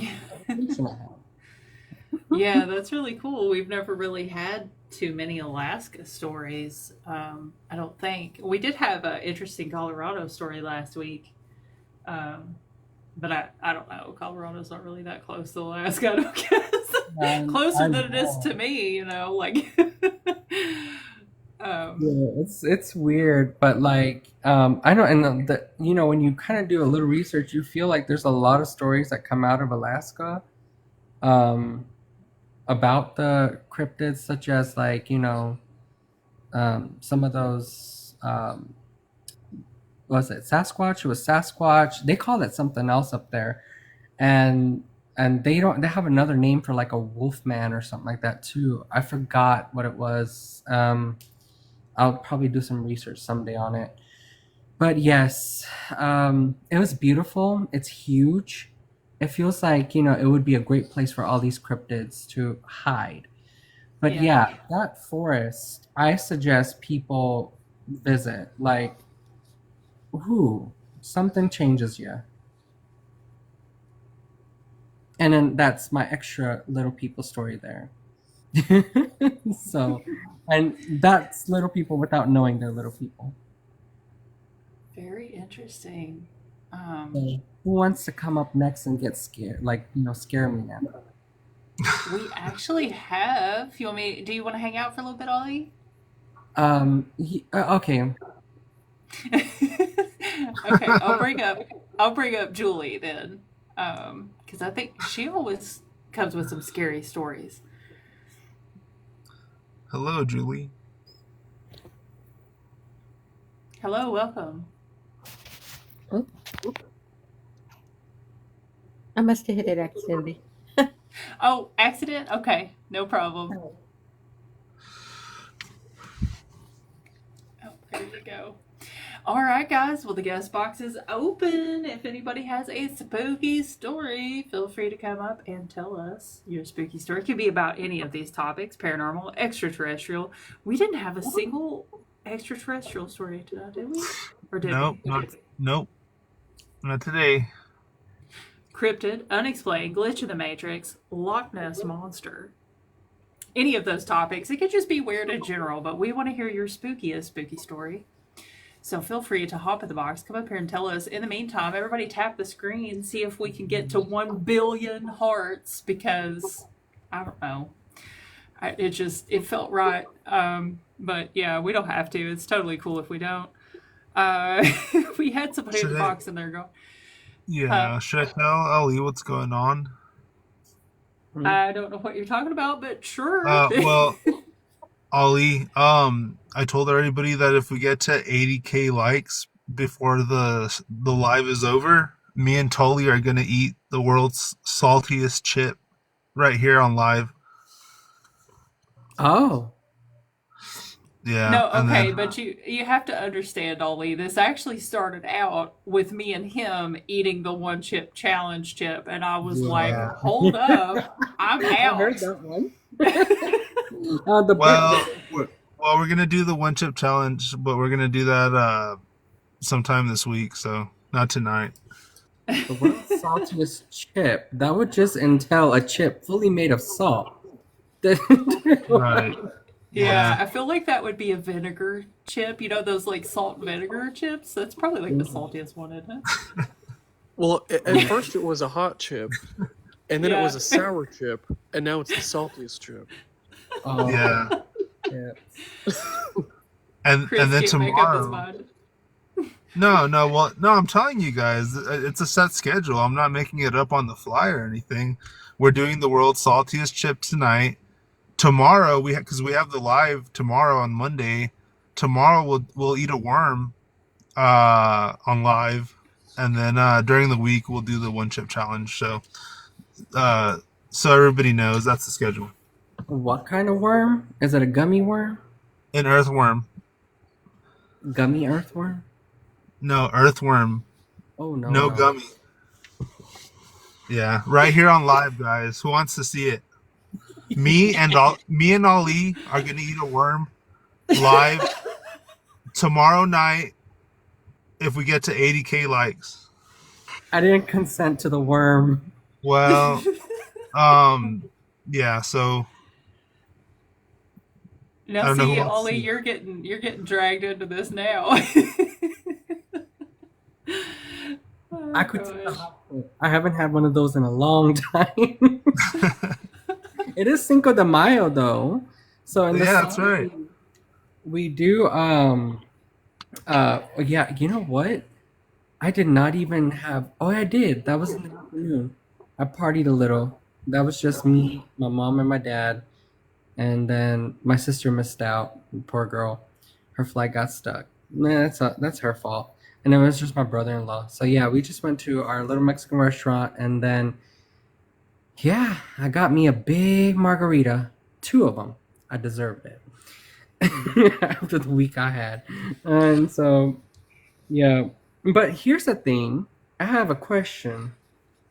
And if you experience something, or if you witness something, or an entity, or like a cryptid that was from a different world, or that can go from one world to another, does this count as extraterrestrial?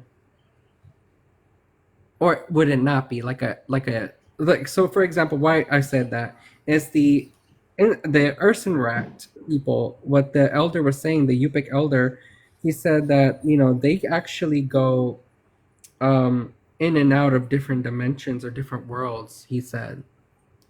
So does that count? Or does that, oh my god, that cat is cute. Yeah, I was looking at it too. I would say ultra terrestrial. Oh, okay. So Maybe. Let me write that down somewhere. You said ultra terrestrial. Yeah. I like that. Yeah, I used to do videos on that topic all the time because I thought it was so interesting. There's a case that came out of Pikeville, Kentucky, back in, I forget what year. It's been probably close to 10 years now, where this man purchased a property and there was like an old mine shaft on the property. And he started experiencing what you might at first consider to be paranormal activity. But then it turned out that he was allegedly he was seeing little goblin creatures, and they were coming out of the abandoned mine.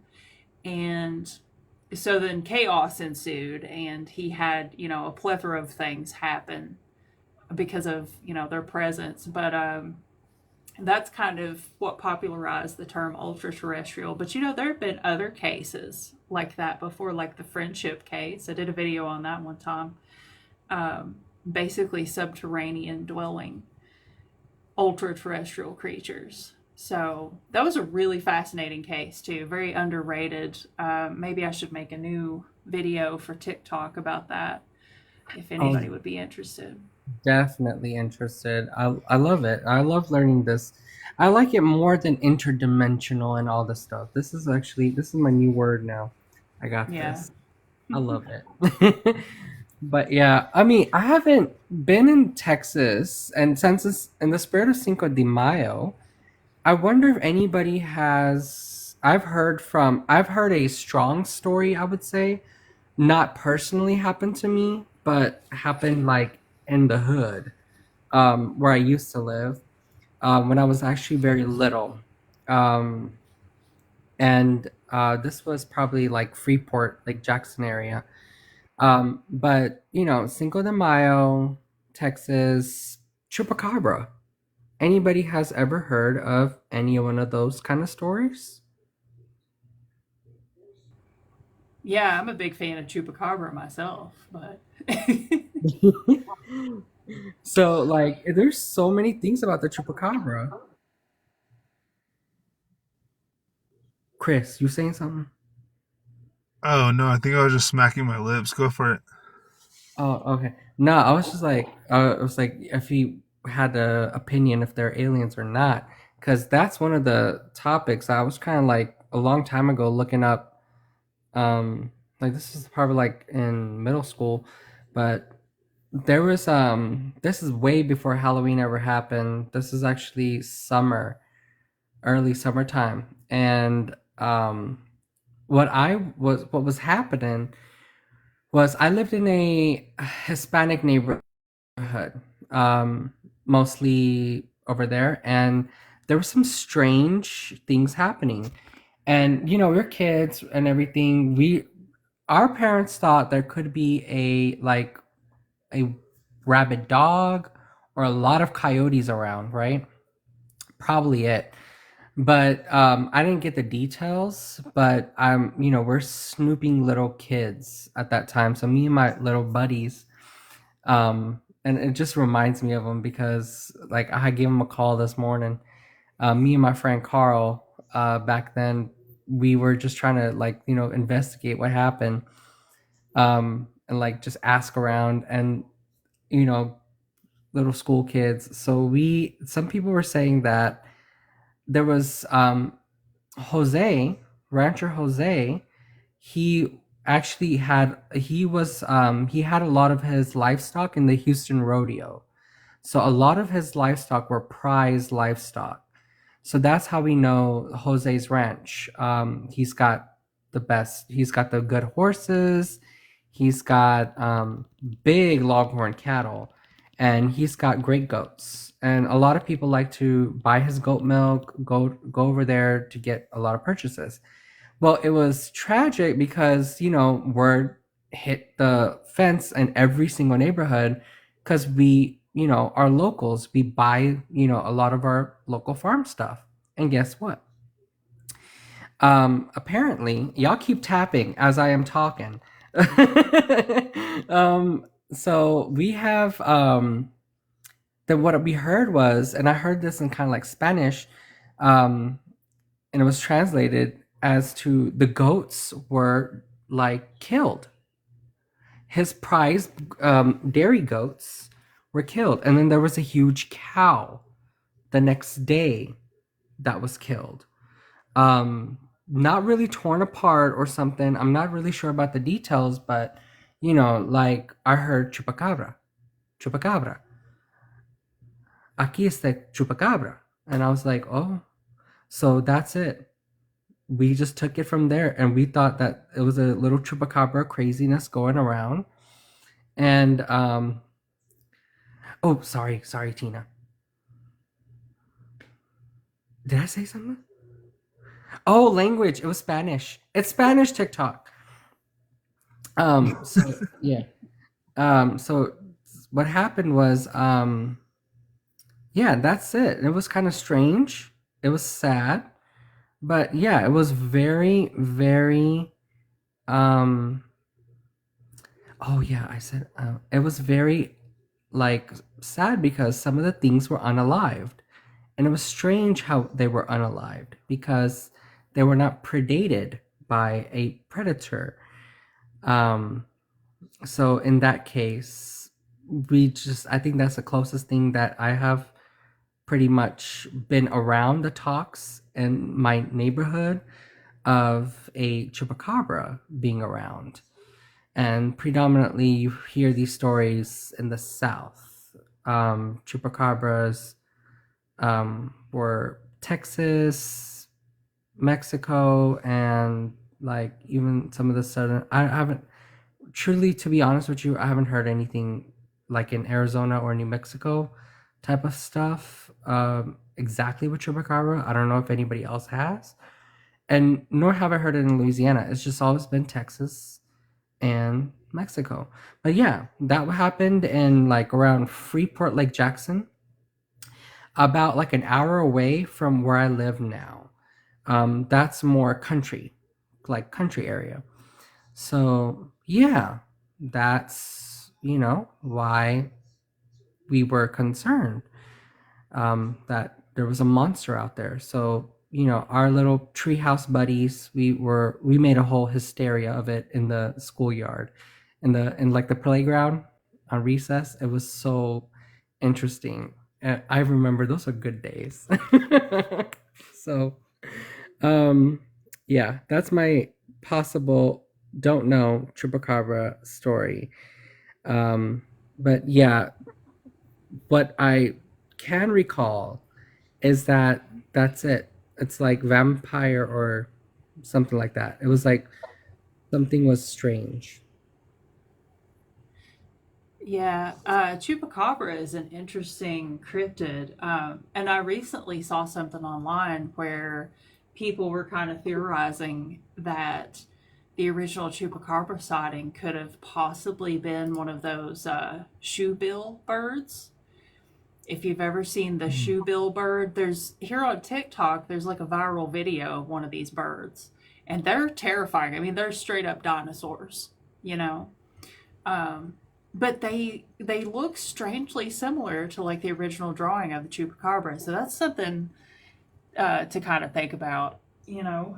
Yeah, Um, Bluebill, now right? whether or not the shoebill is, I mean, I don't know much about its diet. I would assume that it probably is a meat eater creature.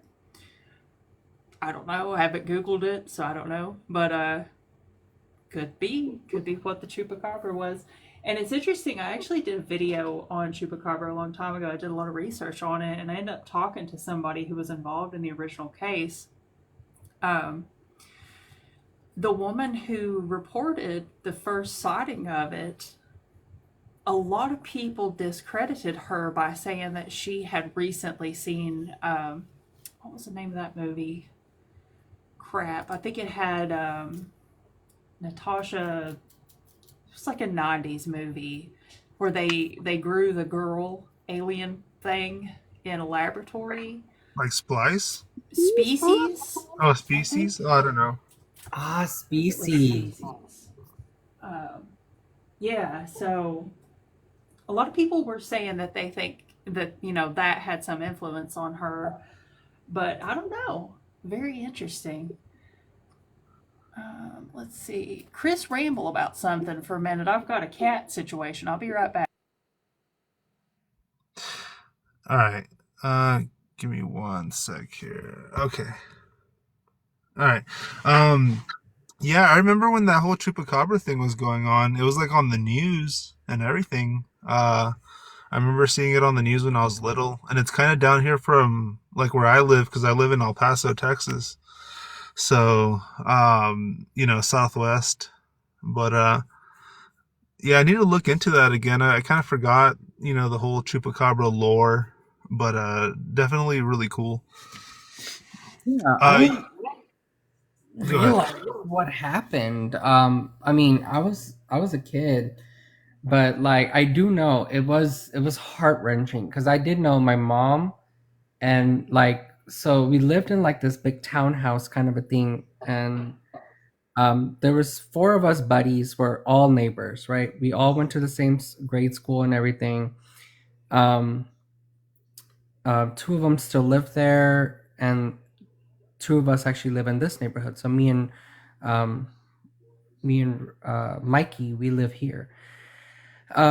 So what happened was I didn't really. I should recall. I should try to recall and see if I can find anything from that point because what happened to those carcasses? The livestock. What exactly happened, and how were they exactly unalived? It would be nice to know. Yeah. And you guys stop. Well, I don't want them to. I don't want them to stop liking the live, but you guys are working really hard to get to that goal. Yeah, guys, get the live up to 100,000 likes, and Chris is going to he's going to eat a hot chip. He's going to eat a salty chip. He's going to eat a sour cream and onion chip, right? Isn't that one They, of them? And then he's going to eat a no, worm. So they want me to eat a worm. That's what they're aiming for. They were coming for me hard in the comments earlier. oh wait, Yeah, somebody said it was 80,000. yeah, but well, dang, I guess I put myself in a predicament here, but It's okay. guys, I will do it. I just you know, I'll get the worm and I'll buy some McDonald's Sprite to chase it down. That was very I'm specific. I'm not eating I'm not eating a worm with mustard on it. I'll eat the worm. I'm sorry, I'll eat the worm by itself. Why? Poor worm. Why from McDonald's? Like exactly. I don't know. I just the first thing I thought of. Oh man, they're coming for you. I did not promise a chip, It's Raven. 80,000, almost there. 10K more. I said that was gonna be for the week marathon, not tonight. Oh, now you can't backpedal, Chris. You have to do I'll, this I would do forever. I would do the sour chip. That might actually end me, but I'll do it to entertain you guys. I think I have high Oh my blood pressure, so gosh. that's gonna be it for me. I'll do a cricket. I will do a cricket. I mean, Do you, you're El Paso, Texas, right? yeah. So I mean, you're part of. I mean, don't all Texans? Don't we have some sort of freaky food somewhere in our carnivals? I don't know. Freaky food? Yeah, like the Houston Rodeo this year. Like I went. I don't know why for the life of me. Um, but they were selling pizza with crickets. Really? What the heck? I've never Yeah, seen anything like that. they were. Then they fried everything. I'm like, I wonder how many people's A1Cs and cholesterol is just raised from here. I was like, why am I thinking about? I'm the vampire now, maybe. Why am I thinking about? I want everyone's like, like blood sample here. That is crazy. Sarah, find me a worm or a cricket on Amazon. Do you guys want to see me eat a worm or a cricket? I think you already committed to the worm. No, I'm like trying to get out of the worm. Um, okay, that's fine. Gosh, do you have anybody in the guest box? We do not, but folks, we've got a little more than 30 minutes left in the show for tonight. So if you have a spooky story that you want to share, it could be any of these topics. please feel free to hop in the box, come up and tell us about it. And until then, keep tapping that screen so that Chris has to do whatever it is. I've lost track. Oh my gosh. And Why is it going up so fast? You guys. Oh Lord. Oh lordy. It's over. I'm sorry. You Y'all are in mentioned. trouble. Oh, sorry. Go ahead. You're fine, Drag. Y'all mentioned animal mutilations. Have y'all ever heard of St. Mary the Virgin's Church in Clophill, England? I have not actually, but No. you should post that in the Discord because that sounds interesting. But I'm not familiar.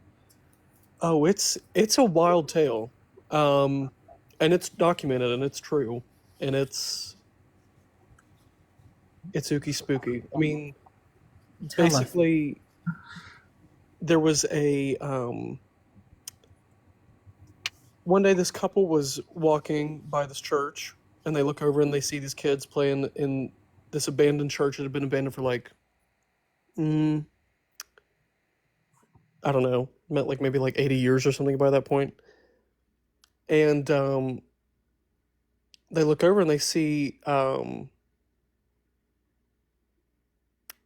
these kids playing with something, and they look closer and they see that they're playing with bones,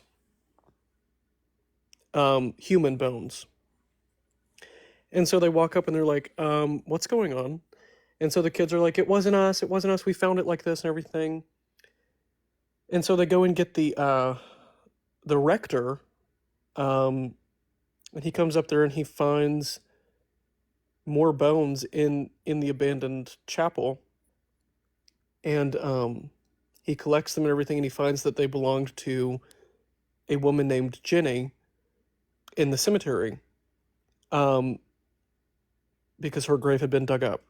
And when the kids were questioned about how they found the bones, they said that they had found them arranged in the church, and that the skull was on a spike that was taken from the window. And apparently it was arranged for a ritual of some kind. So they reburied the bones, and then a few nights later, that crypt was broken into, and the same thing happened again. The bones were laid out for practice of some kind, and this went on for years. And eventually they had to actually, like, the rector had to take the bones, and he kept them in the trunk of his car because he didn't want anybody digging up the grave anymore, because the poor woman had been dug up so many times. And it led to a panic all throughout England of satanic ritual, and this is during the 60s. However, a town over, there was a series of, I'm going to say, cow attacks, and they found their jawbones, like, strung up in a tree. Like, it was just really bizarre. And, like, apparently all these people started showing up and asking about, like, showing up to the rector and asking, like, how they can join in the rituals that were going on and everything. And this is all true and documented. And it's a wild story. Yeah, that sounds like a really intense story. I definitely need to check this out for sure. I don't I know watched. much about foreign stories, like, foreign lore and things like that. And, but yeah, that's really interesting. Oh, it's spooky, spooky stuff. I want to go. I want to go there so bad. Like, they used to let people camp there, but eventually it got like they don't let anybody there anymore. They have like there's an area where you can book a room, and it's not too far off. Like, you can see it. And apparently even there, people have weird experiences where they say that people will show up and talk to them, and then they find out that that person's actually been dead for like the past 20 years. Hmm. Yeah, that would be cool to check something like that out. Wow. England, you said, huh? Yes, it's in Clophill, England. How far is that from London? Do you know? I can check. Let's see.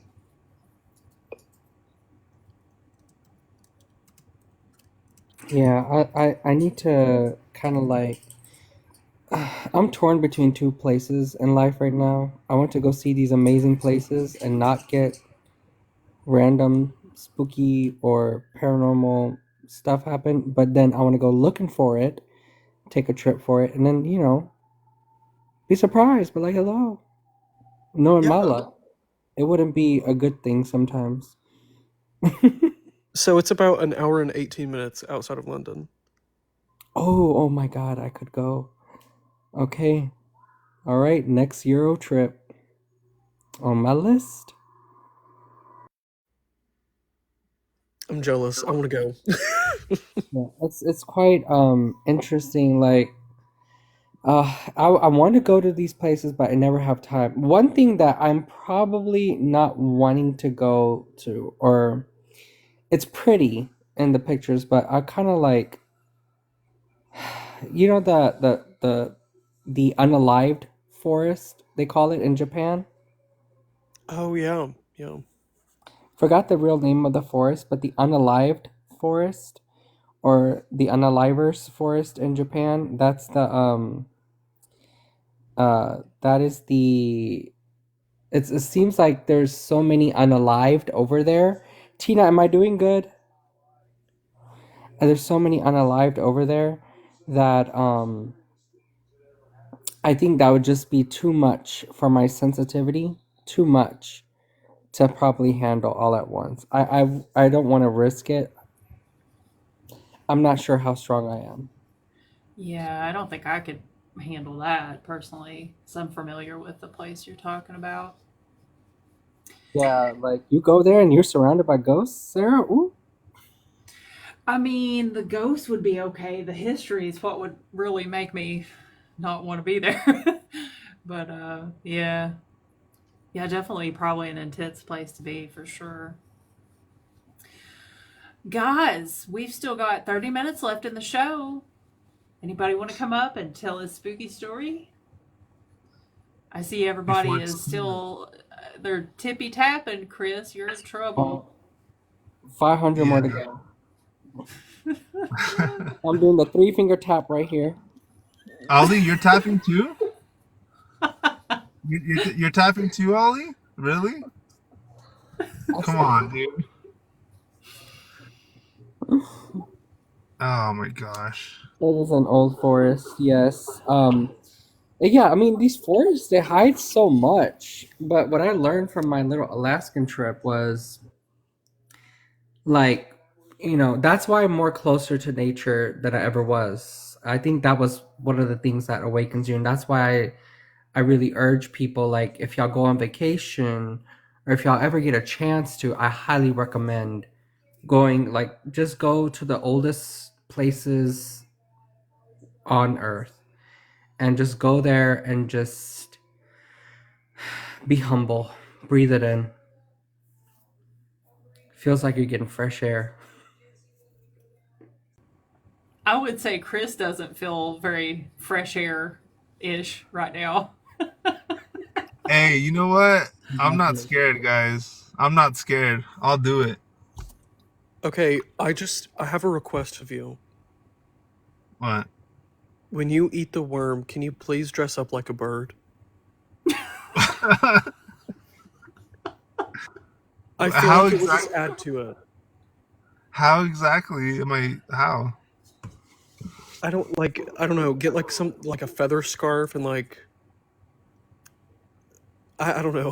Do like a chicken look. You could make like a beak out of like a cup, like a paper cup or something. Make an I orange can. beak and like Yeah. you got to have like a little rooster comb so you could just paint a glove red and like I've not put that much thought into this in case anybody's wondering how you could make yourself look like a chicken. But Yeah.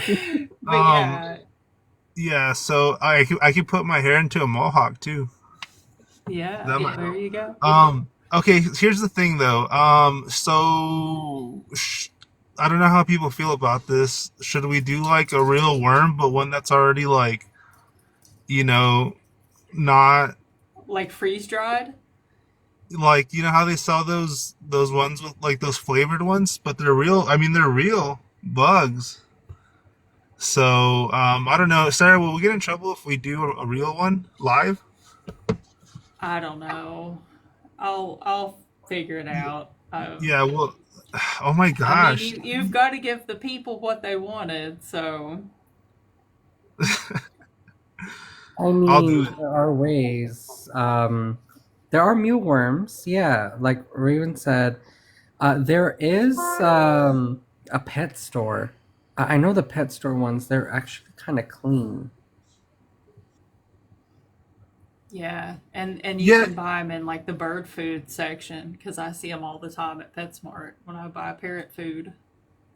Sarah. Is it? Yeah. You know what? Is this something we should do on Discord? Since it'll be like, since it's like a special thing, or should we do it here? The Discord. I don't know. Don't drag me into this. This was your idea. Um. This is all you. Okay. Yeah. Okay. There might be an issue. I mean, I'm down. We just need to figure out the logistics. But okay, you guys won. You got to 80K. Okay. So I guess that's on me. I feel bad. We should probably like do something maybe that might not give him parasites. Well, I should be fine if it's like one of those edible ones. I'm not, you know. Not Yeah. gonna go pick a fresh one out of the front yard, right? I mean, as long as you probably end up with salmonella. As me said. Raven says the chip. Raven hasn't forgot about the chip. Oh my gosh, I will probably do it. Yeah, the chip. That seems like the devil might haunt you right there. I will The do the chip. Uh, let's see. What should I put the chip at, Ollie? What would be the goal for the chip? the chip should be well over 100K likes. I mean, that is worst thing out there. Like as Yeah. a medical pro, I would tell you right now that worm is the earthworm from a pet store is the safest bet. That chip has put people in the hospital. It actually it unalived somebody recently, right? So there was that whole big thing with that. Oh, right. 200K, I would say, for the chip. Definitely. Yeah, I would say so. I don't think they can do it. I don't think they can handle it for 200K. So Yeah, yeah. Well, I and guess we we'll will find not be out tomorrow specific on night. what heat level of the spicy chip, but it is a very spicy chip. Somebody said the toe of Satan. What is that? I don't know, but it sounds spicy. Of Satan? The toe of Satan. Please. It's okay. It's okay, pretty lady. I am consenting to this. I'm doing this for the people to entertain the people. So if they want me to eat a worm, I'll do it. But I don't think they can get to 200K likes for the chip. So All right, guys. Well, we are really derailed here, as fun as it is. Does anybody have a paranormal story? We have a little less than, well, we've got about 20 minutes left in the show tonight. And I'd like to get something really spooky up here. Let's get like our scariest story of the night. So if anybody out there has a spooky story, we want to hear it. It could be about the paranormal, extraterrestrial, cryptid, unexplained in general, or a glitch in the matrix. Now, having said that, real quick, just want to throw this out. Feel free to follow my lovely co-hosts here. They're always hanging out, always putting in the work, always sitting here and offering up free paranormal advice and things like that. So definitely drop them a follow. And Chris does cool horror stuff, and he's also going to do worm stuff now, apparently. Eating maybe that's your new shtick, Chris. Is yeah, maybe you'll become one of those channels. Like, did you ever see Emmy Made on YouTube? yes, Yeah. I love her so much, and she just eats everything. She don't even care. She don't even think twice about it. So maybe that can be your new thing from now on, is like trying weird, creepy foods. But yeah, so guys, go check out my co-hosts, send them some love. Also, feel free to hit the subscribe button. It's somewhere on the screen. I'm not entirely sure where. It gives you instant access to the Discord where we do all the things. It's a very cool little community we have over there. Lots of cool stuff. We do like little mini streams throughout the week. When we're not on here, we get on there and we talk about spooky stuff and beef jerky. I don't know why. But it's fun, it's cool. We'd love to have you. Also, don't forget to follow me as well. Turn on post notifications. There'll be like a little bell at the top of my profile. You want to turn on all notifications so that you get notified when I go live. Whew, okay. And having said that, let's get some spooky stories in here. Yeah, we're We almost want to done, hear. guys.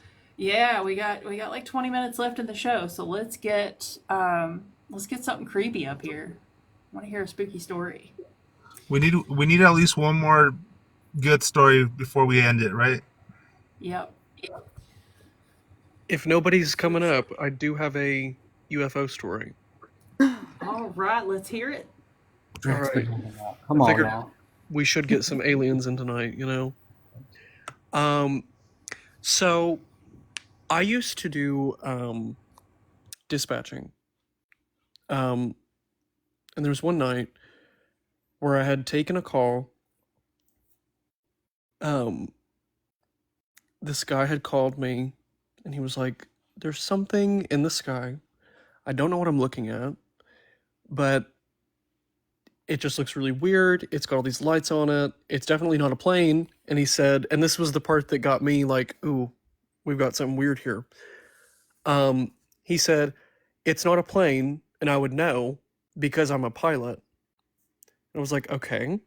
So can you describe to me like what it's doing, like where it's going, everything like that? He said that it was headed west, and I was like, okay. So there's not much I can really do about that as a dispatcher. But I can put out like a notification to officers and our units to see if like anybody can see it. And so I was like, I guess I'm gonna do that, even though like there's nothing that can really go from here as far as like what I can do with that information. And so I did that. And sure enough, the officers that received the notification started radioing in, and they were like, we can see it. Like, we can see it, and it is headed into town. And so I was like, there's no way this is happening. Like, and I was relatively new at the job, so I kind of thought I was like being punked. No.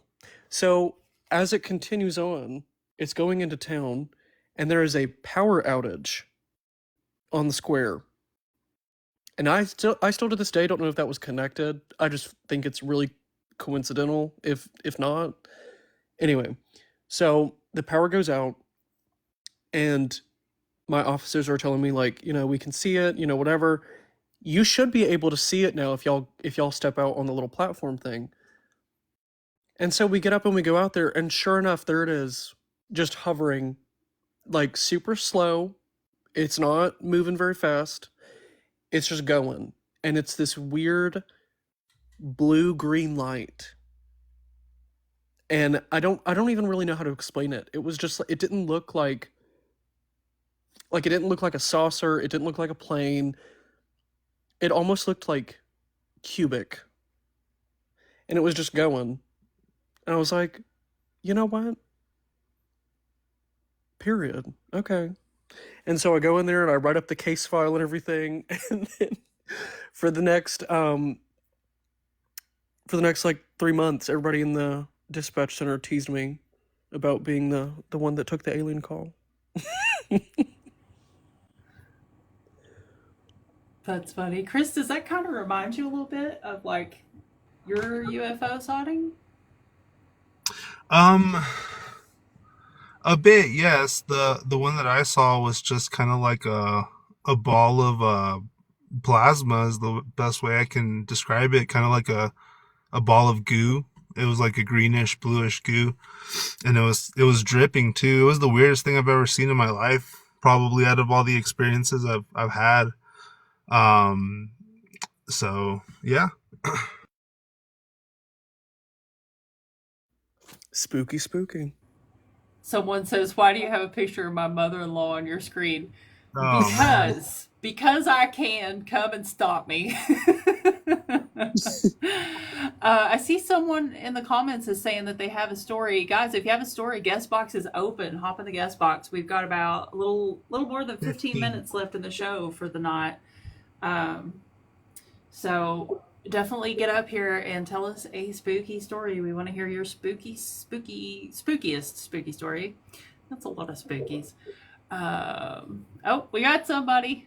It's like fishing, when you feel a little tug on the line. That's what it's like when a person pops in the box. You got Hello, a live one. welcome. Hi guys.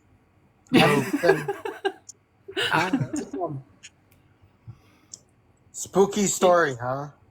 Yeah. Scared Okay. the crud out of us. I think I got one. So I was at my friend's house and we were doing a seance for his dad because his dad had passed away. And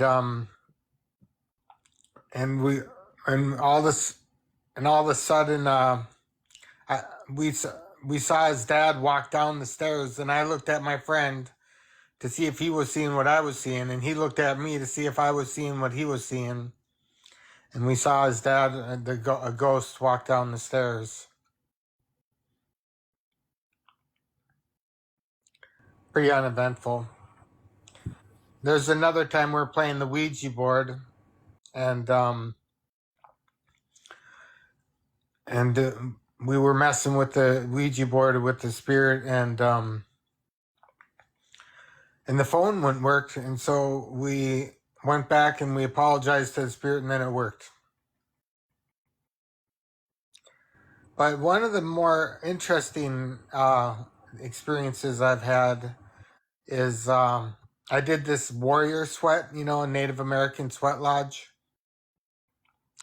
and you're supposed to fast, before you do it, the day of or whatever, and I smoked a little ganja, but and you do the ceremony be outside the peace pipe offering before you go into the sweat lodge, and on the way in I felt all these I was being touched all over my body. I thought it was bugs, and I kept feeling everywhere. There's no bugs, but as soon as I went in, and I later learned, like 10 years later, that those are the ancestors that they're touching you. But I did the sweat, and I got into the hot spot, and there's 4 doors, and every door they bring in more grandfathers. The grandfathers are the rocks, these huge rocks. And so it's like bringing like 4 to 6 rocks at a time. But I mean, the first door was super hot. I couldn't believe how hot it was. And the second door was super hot. The third door, and there's 4 doors. So the first door you pray for Mother Earth. The second door you pray for your loved ones. The third door you pray for yourself. And the fourth door you pray for Mother Earth again, kind of thing, in the 4 directions. But so yeah, during the third door, and he asked us not to lay down. I am so sorry. That actually just brought up a notification to drop the guest. I'm so sorry, guest. I was enjoying your stories, but you said something that triggered the TikTok algorithm. So we can't have language going on up here. Like, certain language is not acceptable by TikTok's rules. I'm really sorry about that, but we had to drop you. And TikTok, this is for educational purposes only. The opinions and views of the guests do not reflect that of the host. So everybody tap the screen real fast if you don't care. Send some hearts to kind of protect the live to keep me from getting a violation, please. Um, yeah, sorry about that. It told me to drop you. Yeah, we can't talk about any type of certain usage. But yeah, we appreciate you coming up. And did we had somebody else?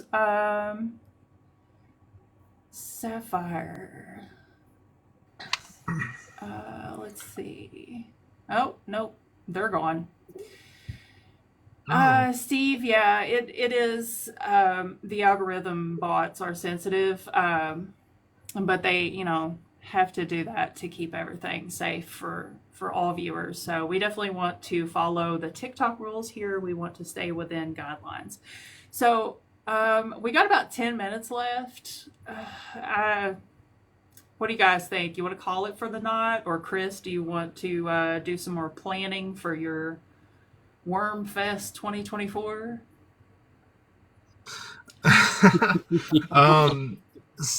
Sapphire, did you mean to come up or not? Oh, are they in the comments?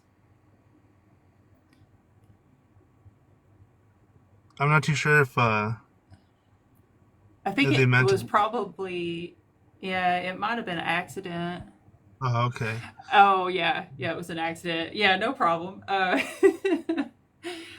Alrighty. Well, It felt like what it was now? a good story. TT ruined it. Yeah, it was a good Man. story. We appreciate your story. But yeah, we gotta be careful about stuff like that. Maybe we should just, I don't know, plug the Discord and stuff, and then Go for it, Chris. call it night. Go Me? for it. Yeah. Oh, well, well, we have the Discord. If you guys want to join, you have to be a subscriber, and we have a lot of fun over there. And we have Discord calls where we talk about all kinds of stuff. We just had one. It was last night, right, sir? Yeah, well, yeah, it was. But yeah, so if you guys are interested, definitely go check that out. And yeah, Ali, is there anything you want to talk about before we get off of here? Just stay safe, everyone. Follow Sarah, Paranormally Correct. Join the Discord and follow Horror Chris. Like, follow him, and y'all can make sure he does. If I miss it, if I ever miss the worm, or the chip, just let me know. We'll Record make it for sure that you're here before he does. me.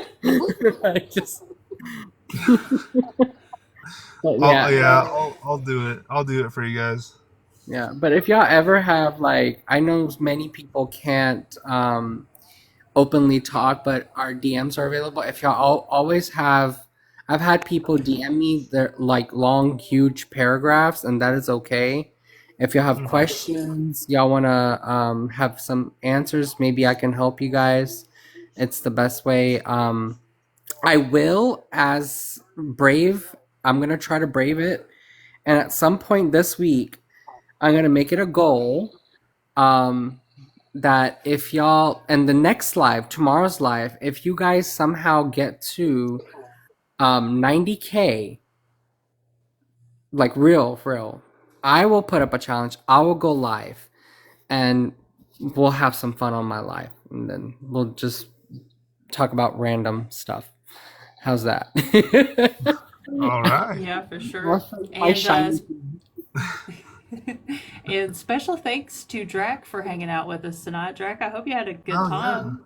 Absolutely. Thank you so much. And also, if anybody is interested in like this horror type stuff and like ooky spooky stuff, I do have it's called Order of the Jack-o'-lantern.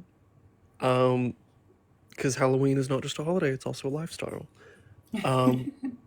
Period. So y'all are invited to be a part of that, especially if you're into stuff like this, and clearly you are. And yeah, I'll definitely be around if that's okay. Yeah, for sure. Hopefully we see you back. And guys, that's going to do it for tonight. We will be back here tomorrow night at 11 p.m. Eastern for more spooky stories. So until then, We'll see you later. Good night. Good night, guys. Thank you.